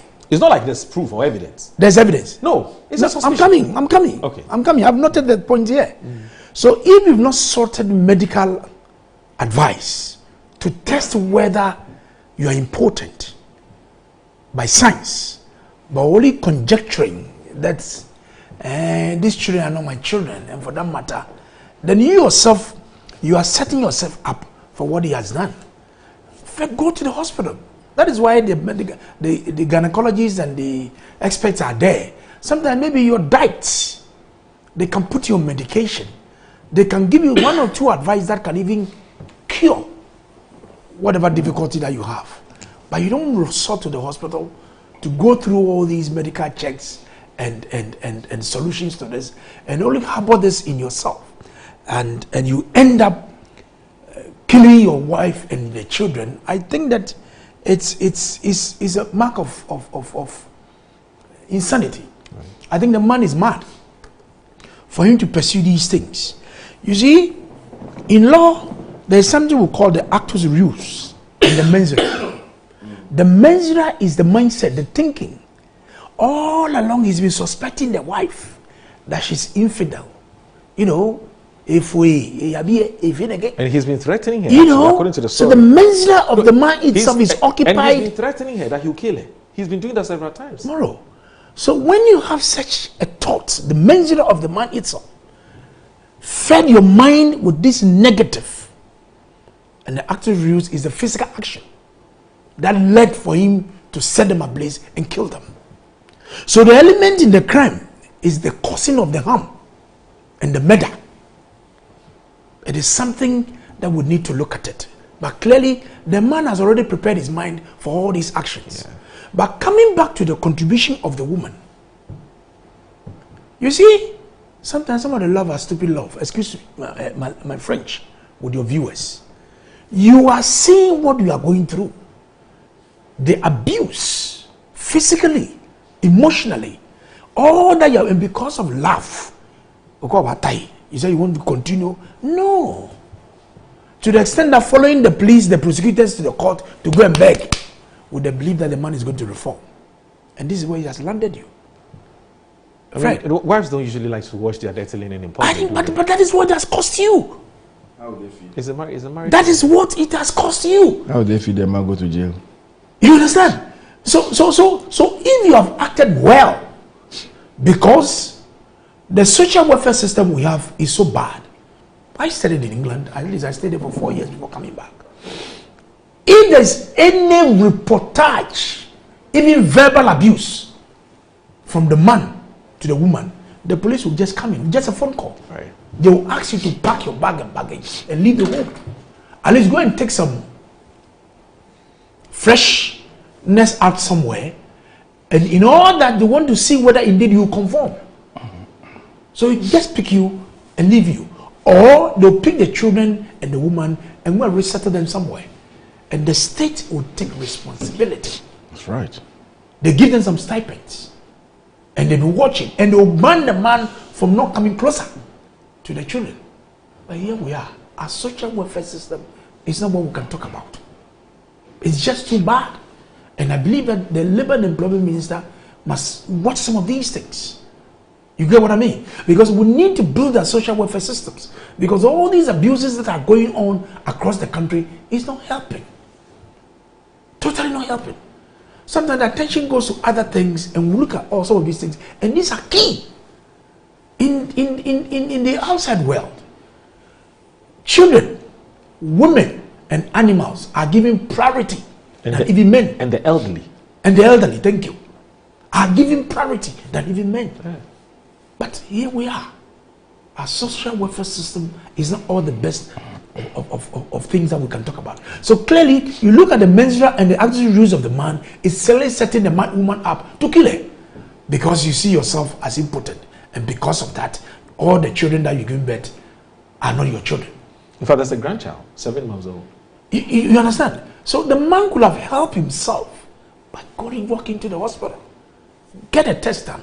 First, certify whether indeed I'm impotent. For what you know, he's been taking some traditional medicine and some ginger and some something just to cure that. But knowing that it's not helping you, go to the hospital, get you tested, and I'm sure the doctors can advise. They can tell you the way forward. Put your medication, and you can come back. By that time, if you have done the test and it's ascertained that your wife is infertile, then you have a grounds. All you need to do is just sever the relationship. You don't set the woman up, you sleep in there, then you go and set them a place, lock them with padlock. The menstrual itself is a problem. Yeah. So because of this thing, has gone mental.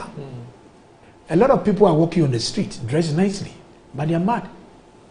Because the kind of thing that's going on in their head, but when they tell you, you can't even tell. So clearly this is a very bad story.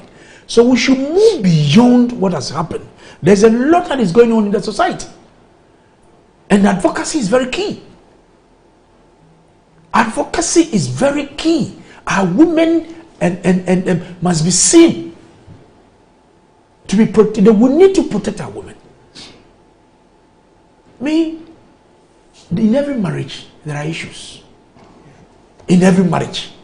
But it depends on how you, the man, you carry yourself up. For me, if I do something and my wife is pissed off and she's talking, I'm quiet. I don't talk. Okay.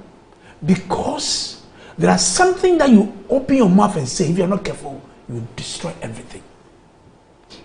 I keep quiet. Sometimes I walk away. By the time I come back, the anger has come down. Oh, I'm sorry. The mere admission of apology even heals. The mere apology, acknowledging that, oh, what I did was bad. I'm sorry. That alone is a panacea to solve future problems. But where in that marriage there's no respect among each other, the woman can insult the man can insult the woman, and it's become free for all.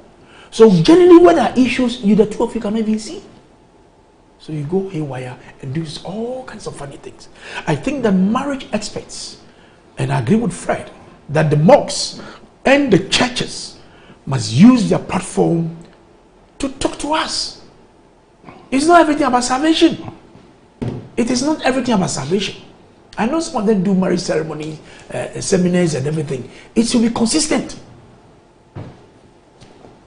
Even your pastors, they beat their wives. There are some pastors who beat their wives, they maltreat their wives. But they come and hold the pulpit with the Bible and preach to us. But when the women tell what they are going through, it's not helping. This reminds me of what Honorable Kandapal, see something, say something. Yeah. That slogan. I think we need to bring it up. It's not only about insecurity.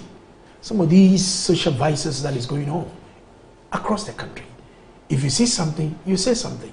Growing up in our neighborhoods, when our children, somebody's child is misbehaving, the neighbor can just call the brother and discipline him. We've lost that culture. We've lost all those cultures. Try it and see. So in your next house, you witness all this violence, domestic violence that is going on, and you're all quiet. You don't talk. We are equally culprits to some of these things that have happened. So if you see these things and you make sure you draw the attention of the authorities, and the police moving quickly, and invite the man. Sometimes you see marks all over. The women are even incarcerated in their rooms. They don't even come out. They are kept in their homes. They can't even come even to take fresh air. So many things are going on, and it affects the children too. And some of these domestic violence that is going on, you see the children going to school, their minds are not in the classroom. Yeah. So naturally, all these things that is happening is not a good sign. It's unfortunate that he died too, but this one they should have incarcerated him. It's unfortunate that he died. It's sad.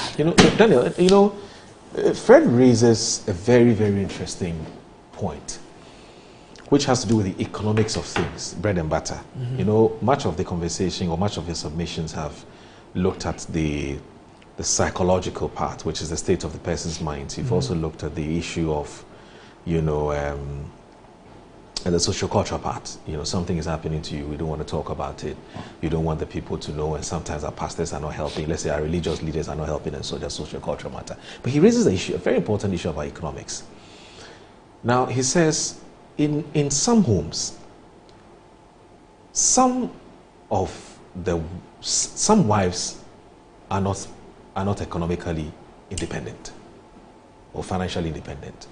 So they depend on their husbands for everything. Okay. Now, if such a wife is undergoing some kind of battery or physical abuse or domestic abuse and so on, she's not likely to talk about it for obvious reasons. The consequence being that she doesn't want the marriage to end, because the end of the marriage would also mean the end to what you eat. Now, do you agree with those who say, for instance, Daniel, there are some husbands who deliberately decide not to empower their wives because they want to use that as a tool of control. Yeah, that's true. Is that true? I agree perfectly with you. There are a lot of them out there who deny their women. So sit at home. You be a housewife. From working so that he can go and take care of the home. Yeah, but we are the breadwinners. I think is that wrong? We're supposed to be I think that culturally, yes, that setting need to change, and all because there's not been that conscious effort to orientate the minds of these men. And these things happens in the rural areas. You don't do these things in the urban centers. Sometimes one or few or two. Yeah. But this is predominantly in these rural centers where these things are happening. So it means that civil society, the district assemblies, they have social committees. They need to move into the committees and start to orientate the minds of some of these men. No, but Daniel, I can take care of my wife. I'm rich. Why must my wife work? No. Those things are... It doesn't matter. Really? That is why, because you do that for your woman, and at every point you want to call the shots. But that is what the difficulty is. It is also sometimes the reverse. When the man is also not working and the woman is calling the shot, sometimes it leads to some of these things. Yeah. The way they talk to their husbands. Yeah. They belittle them, they talk anyhow with the men. And the men sometimes, they even go and cause suicide. Yeah. Because look at the able-bodied man who cannot work. And because the wife is now taking care of the home, the way they speak to their husband, it's also a matter. So clearly, it is two sides of the coin. But it's predominantly in the rural places where we need to look at how we can really move in get some orientation to go on. And this is where the social welfare system also matter. The social committee of the assemblies, they matter. Okay? Local government. All these things, we need to look at it. So we need to empower. That is why it's sad that we brought Nana Kodudu Ajima-Rawlings. May so rest in peace. Yeah. This is a trailblazer, a woman who fought for women empowerment. Because you could see that women are so much burdened that they are not allowed the space to do something on their own. So from the time she came into the space, was able to create all these awareness, fought for the legal angle, what do you call it, the PNC Law 111, to make sure wife and children are always protected. Do you understand? Make sure you empower the woman economically. Make sure you train the woman to be independent. Some of these things we are not seeing anymore. When she left office, you know, she did it to a point, and successive first ladies should have continued for that angle. Even when they did they do it as much as Nana Kodudu did it? Do you understand? So clearly, where we have gotten to, it is important that we open up a new space. We open up a new chapter. If your husband tells you to choose between your job and the marriage, you put your wife in that situation. What would you do? I agree. The woman will choose the marriage at the expense of what let's what move on. But we should move beyond that. It's past 9. Let me just, you see, in as much as we are condemning this thing, because really the general thing is that it's women who are suffering from this thing more. It doesn't mean that some men too are not abused in homes. Well, there are some men who are going through a lot of tough times. Moro, if you lose your job, if you don't take time, you lose your dignity.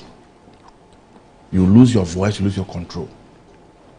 And no man under the sun must find himself in that situation. You know, for a situation where maybe a man is working for whatever reason, then you lose your job. 6 months, 1 year. Your wife can tolerate you for some 3 months, some 6 months, some 1 year. After a year or two, she's the only person who is going and coming every day, and you're not bringing anything. If she goes and she returns at 12 midnight, don't open your mouth. If she doesn't prepare food, don't open your mouth. It's like, it's a major issue. I am one of the persons who believe in empowering your partner. And as a man, when you empower your partner, you have saved yourself a lot of things, especially when children are concerned. Because whatever money she makes, if for nothing at all, your children will benefit from it. But there are men, like I just rightly said, who want to just keep their wives there and be the ones in charge. And so for that, they'll give you a condition. Choose between your work and marriage. And if you joke, they threaten you with something else. There are a number of belief systems I hold when it comes to marital issues. Sometimes, because of our society and the way we put things, it's difficult to talk about, especially on a platform like this. But we need to intensify education. Civil society organization must move out there. We need to let people understand what really marriage is all about. You know, out there, abroad now, several states, the world over, they will pick women first, they will pick pets second, and a man is old age. Yes, a man is third. Last. A man is last. You know, because of our several years of dominance, where women have been suppressed, subjected to all manner of abuse, society has evolved and come to the state where women now have the say and they have the power. And evidence is clear that anytime you open the door for women, you empower the women, it benefits the larger society. Okay. I'm not saying all women. All right. I'm not saying all women. There are some women, when you get an opportunity, you have created problem. All right. You have created trouble. Okay. But this thing, we need to do more. Okay. It's not enough to have the legislations, the laws are there, we are not enforcing them, because as a state, we are refusing to put the mechanism that we need to put in place to be able to enforce the law. The law on bigamy is a subject we must discuss one day. Right. It doesn't make sense. The law on bigamy. Yes. Okay, so a short one. I think that your platform another platform must find a way to talk about these things, educate the public. Right. Like you take national issues and we discuss at length. It's also going to help. That's true. So please, we want to appeal to you. That's that find a way, get to organize a program that would target some of these patriarchal influence of men over women, the abuse of women, you know, the molestation of women, and all these issues. We need to talk about it. Because it is now really helping us as a state. Yeah. Trust me. Yeah. So I know what you guys come even to parenting and how we manage our homes. So right from the word go, we have chosen what is for men or boys and what is for girls. Yes. Even as parents. Now we. So a boy can be abusive, can be, you know, stoic, can do whatever he wants to do. And that's fine. It's fine, it's acceptable. But you are a girl, you can't do that. And so there's a cultural orientation that you grow up with.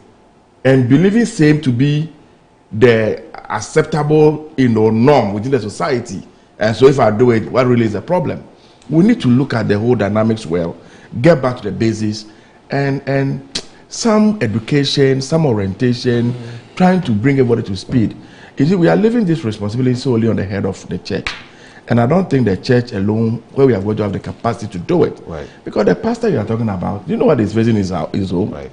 That morning that you go to for counseling, do you know what he and the wife are going through in their home? I agree with you. You know, and sometimes some of the women, you know, when they are vulnerable and they even go to some of these so-called men of God, they end up taking advantage of them, even messing up the whole situation. Yeah. Their contribution, their involvement, that will destroy the marriage completely. Yeah. You know, and so it's quite a balancing act that we need to know how to go about it. Yeah. But I totally agree with you with the issue about personality. You know, the issue about personality of domestic, you know, homicide suspects is a very complex mix of, for instance, how the person was raised, you know, and their relationship with women. I mean, do they see women as their property, for instance, where they can do anything with them as and when they wish?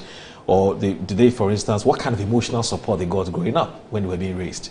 You know, so, and that's where psychologists come in when things like this happen. You just don't punish, but you want to try and understand how people think, just for the purposes of research and to inform policy going forward. But it's like, I agree with the titles that we have to have a platform where some of these very, very, very vexed issues and very important issues are discussed. And so we've spent about almost two hours on this matter already. I mean, you want to yeah, it's almost 2 hours. There are too much issues that I wanted us to talk about, but this thing is extreme because these are everyday issues that are affecting people in various homes. And as we speak, I'm sure as we speak, somebody is abusing their wives. They are almost at the brink or at the cusp of killing them, you know. But there's no, who is she going to talk to? A pastor, imam, friend? Who? She doesn't even know what to do. It's a major, major problem because social welfare is dead. All right, so this is Good Morning Ghana on Metro Television. Please stay with us. I have some very interesting messages. When I come back, I'll read them.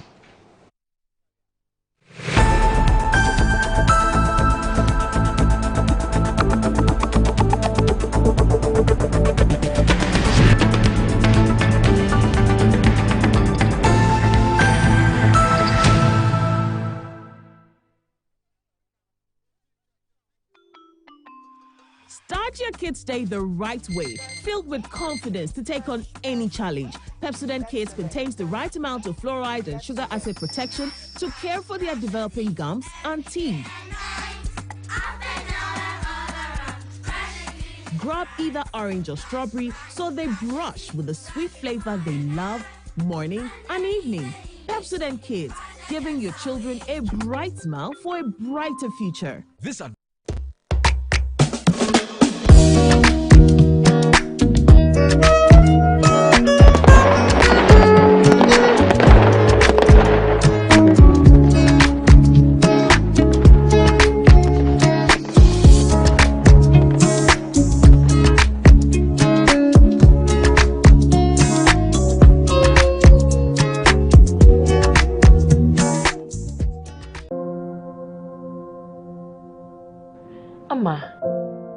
General well-being enkoye kwao amama ye bohu se kontomra akija nansi me hu se me nyo basima kra ama me kunu ne me ntukwankwa oyiwa enye mo ko give us GC lecture and then the capsules. Ah, you num boom, and what's some na more kana. A bois and ma and a memina. Ne ma ba ye obesima. Na bear must why your bemessima. Ya, we be brown. I'm a neck giant sour the shelly bottom. No, when you yan and into sessing you, you chop one.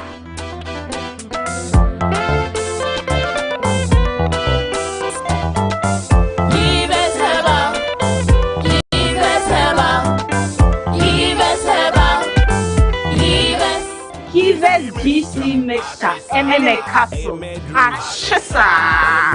A pin for a batter, one more menu for one and Quada when you feel to me.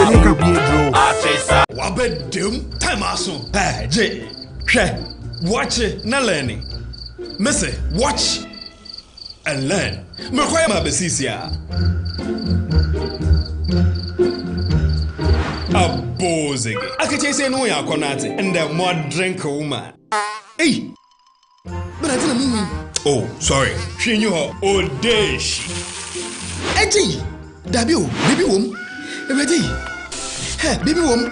Ah, Eddie. I'll cause some discomfort. Ah. Sorry, well, uncle, where would I die? Why your funeral? At your phone for Aerofield Trading. Sorry, it killed them all. No mum share Nanda Daya was a mosquito call Esudu Womunumu. Na say spray with them musa. Chaisima edronum and sana ko dynamo. And Kratoi FDA Ajatum. West Africa's soil yields global treasures. Cocoa, cashew, shea, and cotton.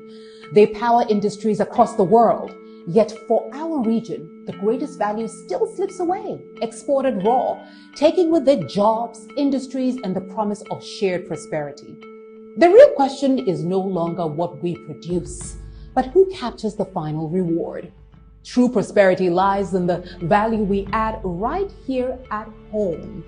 That's why the 4th edition of the EBIT President's Roundtable will gather the architects of Africa's prosperity and Africa's transformation to answer one defining question. How do we finance the journey from the farm to the port? Join Dr. George Ejekum Donkor and some leading experts as EBIT leads a high-level dialogue to unlock financing, empower local industries, and turn West Africa's raw potential into industrial power.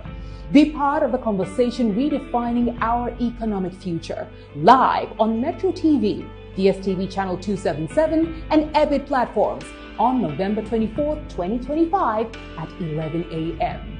EBIT President's Roundtable 2025.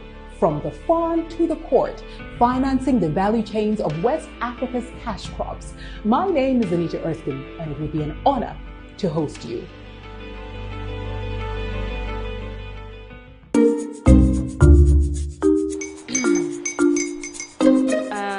Kwame and his uncle are almost here. Wait a minute. This one too, your friend Kwame. Wait, Kwame.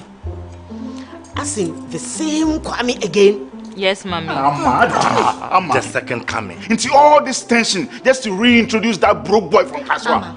Why would you deceive the family like this again? Now I understand the whole delay. Troll from Kaswa. Why wouldn't he be late? Or be late? Of course.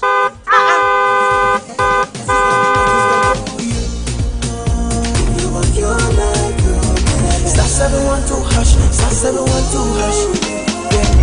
You go be the luckiest. Copy from Georgia be luckiest. From not the cause she be luckiest. Me and you go be lucky, luckiest. No matter why you're lucky. Everybody go be that luckiest. That's Kwame! Send your God the apple boom. If you put it so would the coming of the son of man be. Hey.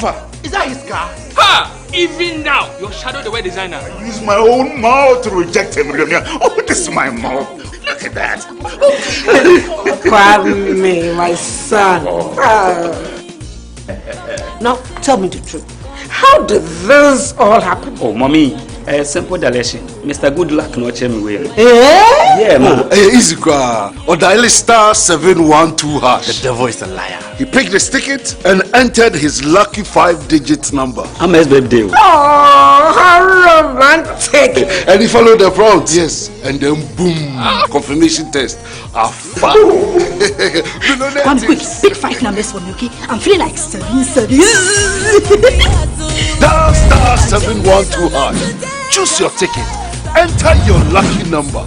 Follow the prompt and let destiny handle the You see how they love you now? Yo, do you have family payment seminar?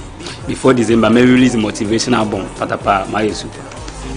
This promotion is regulated by the NLA on the Caritas platform.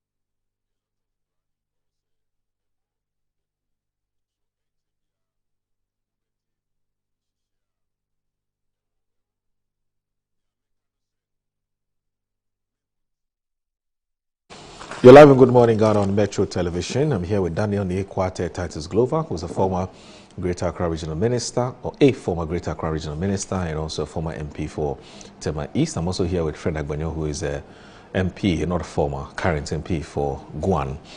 So I want us to look at some developments yesterday. Now, the New Patriotic Party held a news conference, and Titus, what were you seeking to tell the public with your press conference? It's been carried in today's Daily Guide. I'll just take a paragraph or two and then you can come in and tell us a bit more.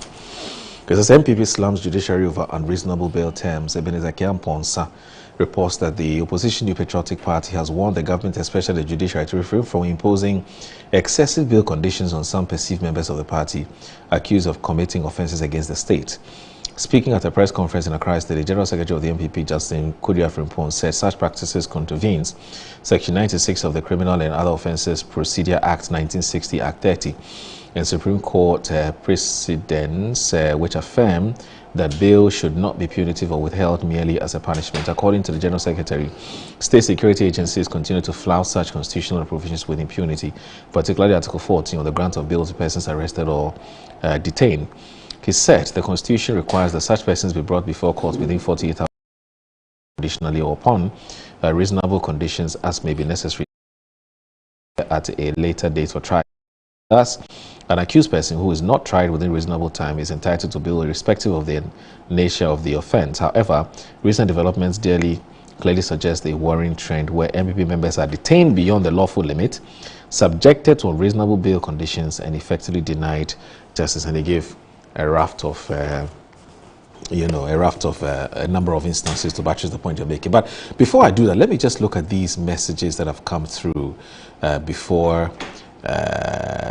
we get on with our next topic. So this one here from Austin Game.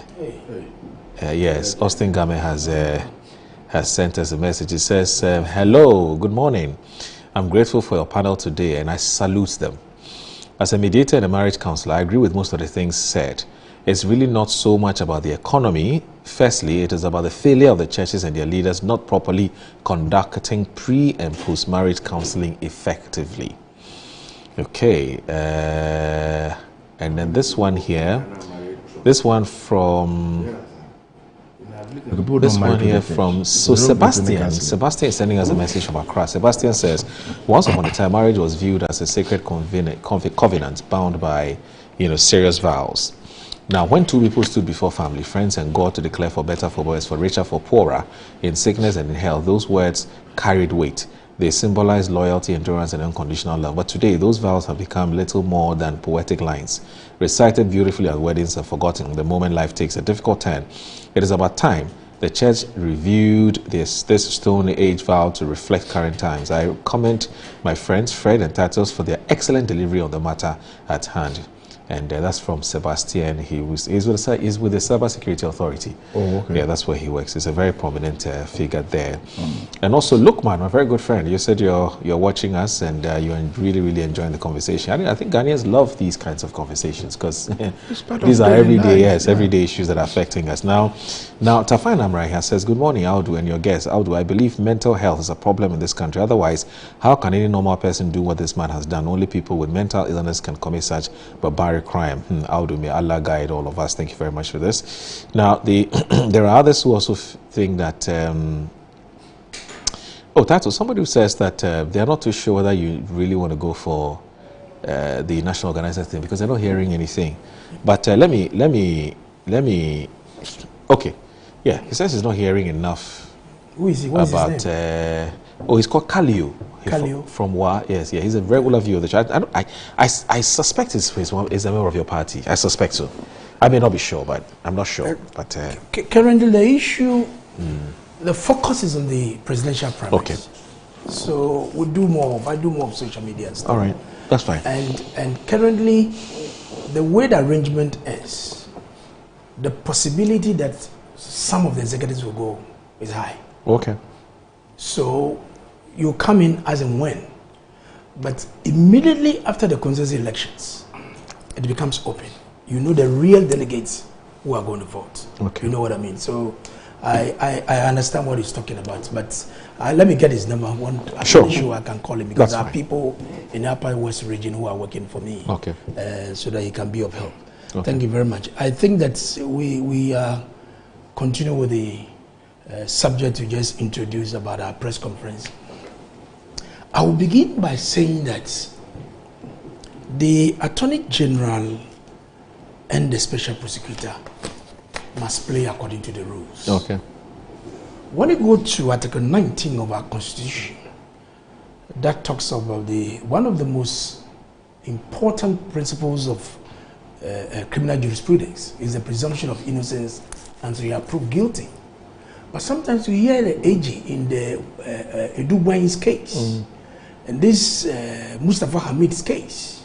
In fact, there has been some back and forth that Mustafa Hamid properties has been seized, and when you go to the court, the charge sheet, nothing like that is showing. You know, so when you make these pronouncements, you know, these prejudicial comments to tag these people before the public as guilty, when it doesn't allow in your mouth, that Article 19, under the principles of this criminal jurisprudence, is not helping us. Okay. So the AG and the Special Prosecutor must be guided where they are lawyers. The AG is the only minister whose profession is defined under the Constitution. So the ethos of the legal profession really must be their guiding principle to stop these pronouncements, these prejudicial comments that they are making all over the place, because it's not helping us. Moreover, the political dismissal of the Chief Justice has put fear in judges in this country under President Mahama. Because when you look at the orchestra, the whole thing was orchestrated. The way she was hauled out of her seat has brought some fear. You get what I mean? Right. So clearly you could see that the judiciary, the bench, is really under threat. So they cannot really be on their feet as it used to be. Look at the example of the Abroad judge, a misdemeanor case, and look at the way he handled it. And I'm totally disappointed on President Mahama. After making that judgment, he voluntarily retired from the bench. And for the president to call him back and elevate him as an high court judge. Moro, what does this tell you? Because you realize that the attack on the judge, the way he really handled the case on the Abramia case, misdemeanor case, and the kind of commentaries that even describing Idi Amin, a serious dictator, that we are not the same. And for that matter, you make such judgment, makes the bench and the profession of law a problem. Does that so for the president, but does that disqualify him? Of course. Why? But judge, you don't do that. Okay. More so, where he decided to retire voluntarily, for His Excellency the President to invite him and honor him, indirectly or directly, you want to agree with people who really recriminated the judge for those comments, that look, you are in support of the kind of judgment that he passed. Moro, you understand? Right. So clearly, you are not setting a good pace. That is why we have checks and balances. The executive power is there, the legislative power is there, and the judicial power is there. When you go to England, their power is in Parliament. But Ghana, our power is in the Constitution. It is the Supreme Court that is empowered to interpret the Constitution to us. So the executive have no role to play. So anytime there's a problem between the executive and the legislature or whatever, it is the Supreme Court who is giving the arbiter status to make a determination out of that. So clearly, one will question, what is bail? If you are looking for Titus Glover and I've committed a crime, and you want me to appear regularly to the police and the court, you put a condition for me that should not be punitive, though you want me to appear in court every time. One, they go and inspect your property, they take your passport from you, then you put some money over your head to make sure that you are not going to abscond from the jurisdiction. But where you want to make it as a punishment, the person has committed a crime, you've hauled before a court, then you go and put the bail so high that the person cannot even what? Give you the bail. Meanwhile, you want to try him in court. I'm told some of the accused, my brother Asibe and my sister Gifty, are still in custody, including Bufferstock, Anan. Yesterday, somebody was telling me that the wife has been bailed, but they are still in custody. What is the use of it? Moro, what is the use of this? You keep them in incarceration. They don't have the right to have their day in court. Then you slap them with that high bail condition, making it difficult for them to get it. So what is the justice that we're talking about? What is the justice that we're talking about? Are you opening the floodgates for what? I don't think that is the best way we want to go. The Constitution, as it is crafted, the framers of the Constitution doesn't tell us that when you want to build a bail condition to an accused person, you should set it that high. Then the Attorney General has given some of his powers to Iyoko, to the police, to the special prosecutor. Then Iyoko will slap somebody with an high bail condition. So if the person doesn't get satisfy the bail condition, he's incarcerated. He's there. So his right to the court has been defeated. So make it in a way that you give him the opportunity to have his day in court. Then you go and talk about your matter there. But you set the people up, you make prejudicial comments, you accuse them all over the place, and at the end of the day, you want the public to judge them before even the court will go and trial. So the NPP is trying to let the president know that, look, your governance style is not the best. Your governance style is not the best. So it is important that the president himself will sit up and look at all these things, because it has some effect on the country in terms of governance. Okay. In terms of governance, I've been finished. Okay. You see, when you are doing this selective trial, it also does it. The Attorney General, under the watch of the President, has filed a nolle prosequi to discontinue the cases of Dr. Poni, Dr. Dufo, the Saklami case, and any of these cases. And the quantum involved in these monies are huge, are very huge. So when you go and cancel because they're your party people, and they were taken to the court, the Oponi's case took 8 years, back and forth, back and forth, back and forth, back and forth. He had his day in court. Tomorrow is this, tomorrow is that, tomorrow is that. For 8 years until you came to power. And you came because you, the AG, once a time, you were a lawyer to do for. And you sat down, we didn't even take the, what do you call it, the 60-40. You know the 60-40? Give me 60, then you take 40. He sat in his office and agreed on the methodology that brings 60 and we'll take the 40. He doesn't allow in the AG's mouth. He must take it to the court. Give the court the opportunity to hear before you can arrange on that. He sat in his office and took that unilateral decision. So when you are doing all these selective trial, supporting your party people because they are NDC people, you are setting the country up into the international community that, look, this is not a fair trial that you are doing. So clearly the MPP wanted to establish a fact that the governance style of the president is not helping. The governance style of the president is not helping. The high bail condition is not helping anybody. Okay. The selective trial is not helping anybody. Right. Then the MP who was given the 150,000 bail. I listened to your colleague, Erastus. Fantastic journalist when it comes to environmental reporting. He risks his life all the time in the Galamsey fight. And if a member of parliament,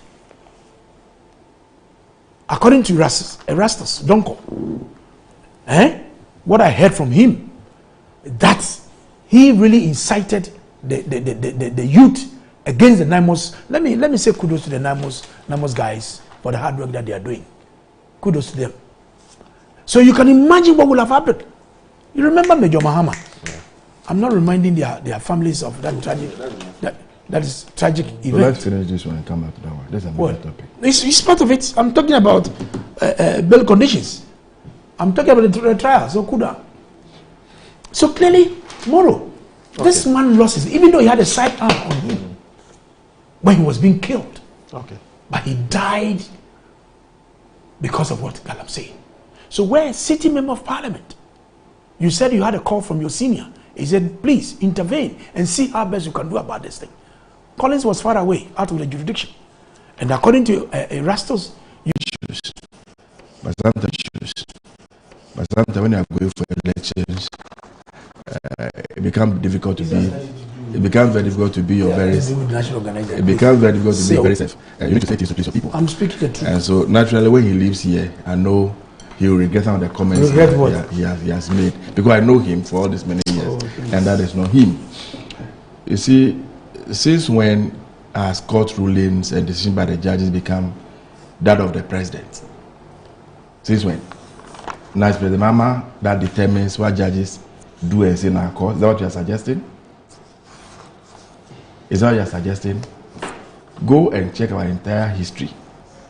The colonial period, the post-colonial period, the military regime, up until the coming into being of the 1992 Constitution, and how bail conditions have been in this country and what we have gone through in this country.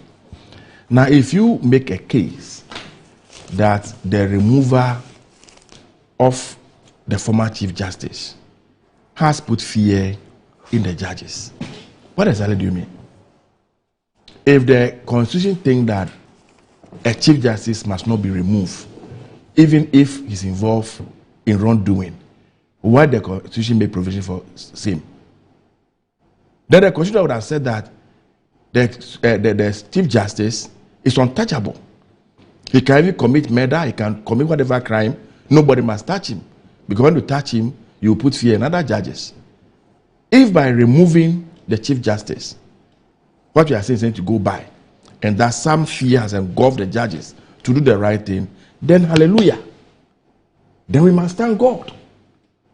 If by removing her, based on the things she did, and the evidence brought against her, is not compelling judges to sit up and serve Mother Ghana well, they must all be happy. Titus Glover is not talking. Why? Gregory Afoko, do you remember that gentleman? Do you know that gentleman? Former chairman of MPP, Paul Afoko's brother, who was put in jail, and even after the court has ruled, acquitted and discharged, under Nana Addo Dankwa Akufo-Addo as the president. You kept the man in jail. Civil society was knocking at your door that no, you can't treat the court decision with impunity. a human rights lawyer president. Mr. Titus Glover, have you forgotten so soon? How did you forget this? How did this escape you? Today you are pontificating. You are crying. You are organizing press conference. The things you did in this country with the judiciary. Let me ask you, really and truly, were you proud as a Ghanaian of the kind of judiciary that you presided over? Were you proud? Is that what Ghana can have? The things you did with the judiciary in this country? Excuse me, bro. I beg you. I beg you. Gregory Afoko is a Ghanaian. He's a human being. Our laws are very explicit. The police can grant a bail depending upon the circumstances and the issue involved and how difficult the issues are. If you check the 19th Constitution very well, granting bail now, the rights of the person must be taken into cognizance. The laws are very explicit. When they are arrested, they can't keep you in custody for more than 48 hours. They have to take you to court, and the court must make a decision. You are granted bail with conditions based on the severity of the issue you are looking at. And you are supposed to meet those bail conditions. And so if you are not meeting the bail conditions, how then do you conclude there is a president who is manipulating or controlling or determining whatever it is? That a judge who sat on a Broadness case has been brought back and promoted. What is the meaning of that? Is this the first time that a judge who has gone into voluntary retirement in our country has been called back to come and work? In fact, speaking about just a quick one. Speaking about this issue, your sister, Beatrice Annan, yes, very presidential learned staffer, yes, and a private legal practitioner. She's a lawyer. I mean, very of high repute. Smart. She sent a message regards to this particular issue you just mentioned. Now, this is what Beatrice says. And she says, "Good morning, Moro. My greetings to Honorable Titus." And she says, "Kindly tell him that President Mahama did not recall any judge from retirement to be promoted. He should get his facts right. The judges promoted went through vetting long before Abronye made those unguarded statements, for which reason he was arrested." Government spokesperson, Honorable Felix, is on record to have condemned that decision contrary to how they upheld and celebrated every decision of the courts between 2017 and 2024. However absurd some of those decisions were. She says any attempt to equate President Mahama to the executive and judicial tyranny experienced in the past 8 years will not stand. Today, our economy is growing, exchange rates stabilized, and people are experiencing a new aura of governance, and that is the focus of President Mahama. President Mahama remains democracy personified, and well-meaning Ghanaians are celebrating him. Anyway, let him sing the what's that Obodo Bidi? Obodo Bidi or something. That was Olela. I'll respond to it. Okay. Obodo Bidi or something song for me. He's a great rapper though. I didn't know that was I know he's a good dancer. I'm not sure about being a great rapper. He raps when it comes anyway, so please go ahead. So that's Beatrice's. Thank you. Thanks, Beatrice, for that intervention. You see, they create their own narrative. Then when they get a platform like this, they forcefully push that narrative through and trying to compel everybody to accept same to be true. What you did with the judiciary in this country, even judges who disagree with you, even at the Supreme Court level, you wouldn't even allow them to sit on cases. You think we don't know? You think we don't know? Go in and ask the likes of the Domahini the things he went through. Go and ask the likes of Justice Jamepe. Go and talk to them, please. Don't talk about the judiciary.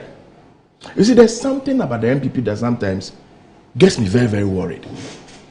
They always come with a portrait of superiority complex.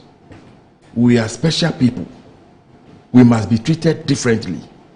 When it's about us, The story must change. The approach must change. They can do whatever they like to others, but not them. You see, we have long gone past that stage. We are in a rule of law, a system of rule of law. And the laws of the land must be allowed to work. They may not favor you all the time. They may not go the way you want all the time.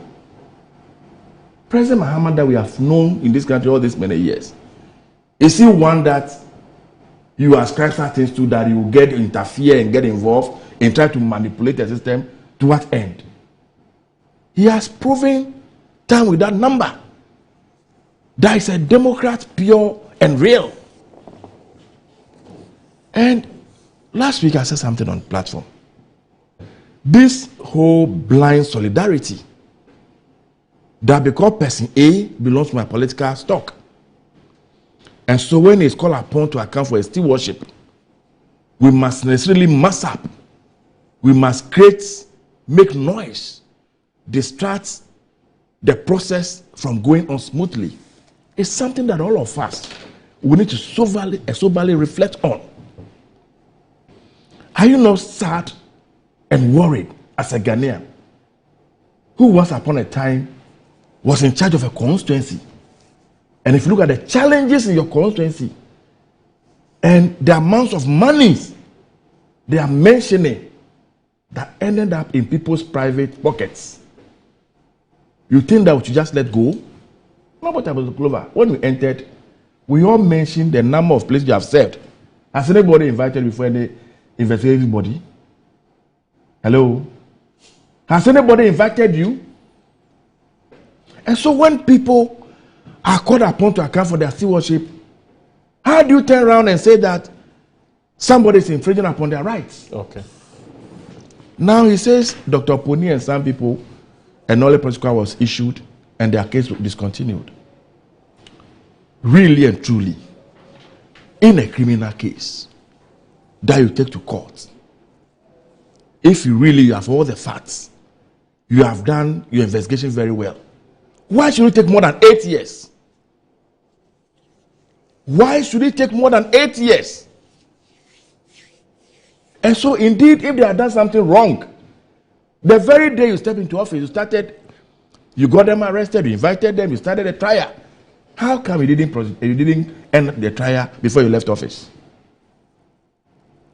If indeed there was some wrongdoing that they were engaged in, why didn't you jail them in the past 8 years?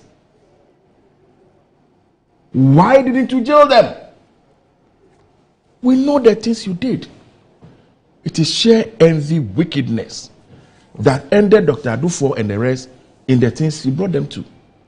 How can a bank, a private bank, give business to private people, majority of them with government contracts?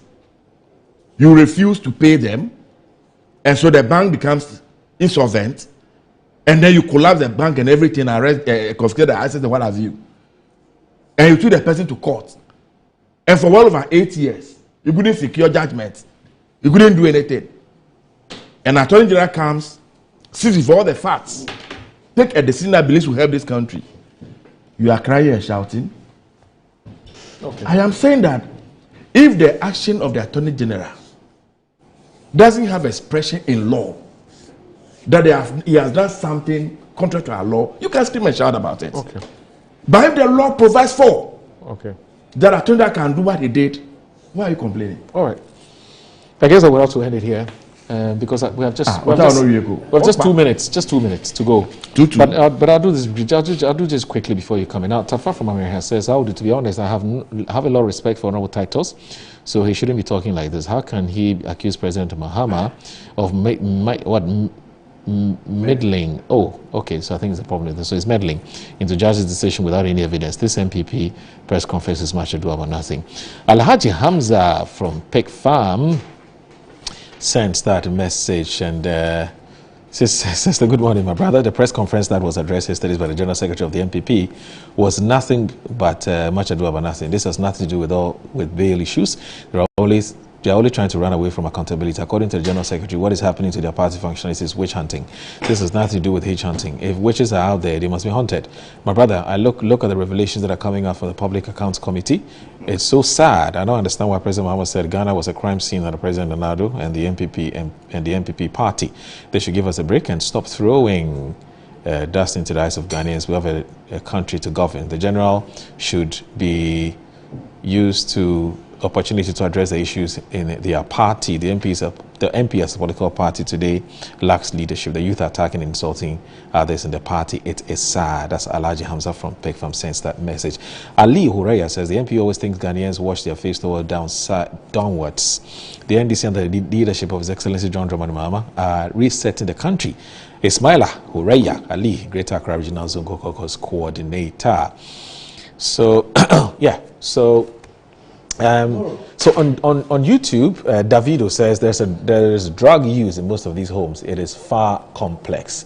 That's Davido watching us on YouTube. And also Emily Nola says parents must start training their boy children not to beat their sisters. Let them know it is not good. Parents too should not be fighting in front of their children. That's Emily Nola. And I believe we're done with that. So if you could do just a minute, Kajira Kado take us off. Yes. This topic we have to come back again. Okay. So another time. Right. But Fred, I'm not here to please you. Oh, I've not said that. To please your NDC people out there. I'm not. And I'll not speak to encourage. Okay. If the president is doing something that is fine, you know me, I'll talk about it. What has he done? Please. What has the Cool president down. done? Cool down. Give us evidence of anything he has done. I'm not pleasing. Allegation about the president without No, evidence. you remember when then Kande Mahama met the NDC lawyers at the program? And he described the Supreme Court judges as unanimous FC, a football club. Was he the only person who said it? Oh, please, I beg you. We also thought that they were unanimous at the time. So when NDC win, cool down. When NDC win cases in court, the bench is good. Okay. But anytime they lose case, they have a problem with the bench. All right, so Mancha That is President Mama and the NDC. All right, so Mancha So clearly, and Okay. to Beatrice, he said what? The city is stabilized against the dollar. Let's take us off. That's How much? Oh, yes. Take us off. But Mancha, anyway, sorry, Mancha.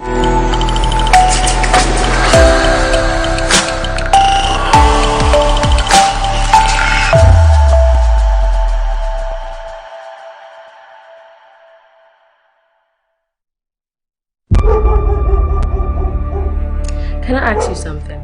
Yes. Go on. Can you stay away from Patrick? Salut, baby.